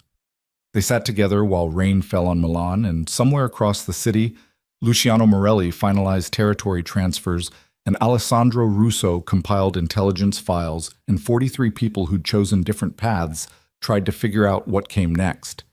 The empire Roman had built wasn't gone, but it was changing, transforming from something built on control and calculation into something he didn't fully understand yet. Something that prioritized people over profit. Communication over violence, growth over winning. It would be messy, people would leave, mistakes would happen. Some days Roman would revert to old patterns and have to consciously choose different paths. But sitting there with Serafina in her small apartment, Roman Viscari, Mafia king, architect of shadows, man who'd spent 15 years becoming someone he no longer wanted to be, finally understood what it meant to build instead of just conquer. 3 months later, on a cold November evening, Roman stood beside the Navigli canals watching lights reflect off the water while Serafina walked next to him, her hand warm in his. They'd spent the afternoon at a gallery opening, one of Serafina's artists finally getting recognition from collectors who'd previously ignored him. Roman had bought 2 pieces, not for strategic reasons or to launder money, but because they were genuinely good and he wanted to support work he believed in. The organization was different now, smaller, more focused. They'd completed the first round of territory transfers to Luciano and initiated monthly communication sessions where both organizations discussed operations with actual transparency instead of coded threats. 4 more people had left over the past months. 2 had been hired by competitors. 2 had retired completely. The ones who stayed were learning to operate differently, making decisions based on sustainable growth instead of constant expansion. It was working, slowly, imperfectly, but working. Alessandro had disappeared with his new identity. Roman occasionally got reports about a businessman in Argentina who looked suspiciously familiar, but he never followed up. Some doors were better left closed. Roman stopped suddenly in the middle of the crowded sidewalk. Serafina turned toward him. "What?" "I want to marry you," Roman said. The words came out abrupt and graceless, without calculation or performance. Just truth. Serafina stared at him. "What?" "I want to marry you. Not strategically. Not because it serves some operational purpose. Just because you make me feel like maybe I'm worth saving and I want to spend my life trying to be someone worthy of that belief." "Roman, I know it's sudden. I know I'm probably doing this completely wrong, but I love you and I'm tired of calculating everything. So I'm just asking, will you marry me?" Serafina looked at him for a long moment while people flowed around them on the sidewalk. The tattoos crawling up his throat caught the canal lights. The storm-gray eyes that had terrified men looked completely vulnerable. Then she smiled. "You don't even have a ring." "I'll get you a ring. 20 rings. Whatever you want." "I don't need 20 rings, you ridiculous man. I just need you." "Is that a yes?" "That's a yes." Roman pulled her close and kissed her while tourists took photos and locals walked past, and Milan hummed around them with indifferent beauty. When they broke apart, Serafina was laughing. "We're going to be terrible at this." "At what?" "Normal life, marriage, being people instead of just surviving." "Probably, but we'll figure it out together." They walked home through Milan's streets while autumn air carried the smell of roasting chestnuts and coffee and possibility. Roman's phone buzzed. Text from Dante. "Emergency at the Lambrate facility. Need you to make a call." Roman looked at the message, then at Serafina. "Work?" she asked. "Yeah." "Go. Do what you need to do. I'll be at home when you're finished." Roman kissed her once more, then called Dante while Serafina continued toward her apartment. "What's the situation?" Roman asked. "Property dispute with the neighbors. They're threatening to file complaints about noise violations. Could trigger inspections we can't afford. So talk to them. Find out what they actually want. Noise barriers, reduced operating hours, compensation, whatever makes them comfortable without compromising operations. You want me to negotiate instead of pressuring them? I want you to solve the problem through communication instead of intimidation. That's how we operate now." Silence stretched across the line. "Understood," Dante said finally. "I'll handle it." "Thank you." Roman disconnected and stood there in the Milan evening feeling like he'd just passed some kind of test he hadn't known he was taking. For 15 years, his first instinct had been control through force. Now it was communication through honesty. He wasn't perfect at it. Some days he reverted to old patterns. Some days the weight of change felt overwhelming. But he kept trying, kept choosing growth over winning, kept building instead of just conquering. And slowly, impossibly, the man he'd spent 15 years becoming started transforming into someone he might actually recognize in the mirror. Roman walked back to Serafina's apartment where warm light spilled through her window, and she was probably already making tea and setting out the cookies she pretended not to buy specifically for him. He climbed the stairs feeling lighter than he had in years, unlocked the door with the key she'd given him 2 months ago. Found her in the kitchen exactly as he'd imagined, tea steaming on the counter, cookies on a plate, wearing his old shirt and a smile that made everything else fade into background noise. "How'd it go?" she asked. "Dante's handling it through communication instead of intimidation. Look at you, delegating and choosing nonviolent solutions. Very grown up." "I'm trying." "I know." Serafina handed him tea. "And you're succeeding more than you think." They moved to the couch, and Roman pulled her close, breathing in the scent of her shampoo mixed with tea and the ordinary comfort of being home. "Thank you," he said quietly. "For what?" "For making me believe I could be something other than the empire I built. For not giving up when I documented you as a vulnerability instead of just loving you. For teaching me that control doesn't equal safety and that being human isn't weakness." Serafina kissed his jaw. "You did the hard part. I just reminded you it was possible." They sat together while Milan hummed outside the windows and rain started falling again, and somewhere in the machinery of the city, life continued with all its beautiful ordinary complexity. Roman Vescari, former king of shadows, man who'd built an empire from calculated violence, someone still learning how to be human, finally understood what home felt like. Not a penthouse overlooking the city, not an organization built from fear and discipline, just this. Serafina's small apartment, tea and cookies, rain on the windows. The simple, profound intimacy of being seen completely and choosing to stay. He'd spent 15 years believing love was possession, but Serafina had taught him the truth. Love was permission. Permission to be flawed. Permission to change. Permission to fail and try again. Permission to be human instead of just surviving. And for the first time in his life, Roman Viscari gave himself that permission. The empire would continue, smaller, different, built on new foundations. But the man running it was finally learning to be something more than just the violence he'd committed. He was learning to be someone worth loving.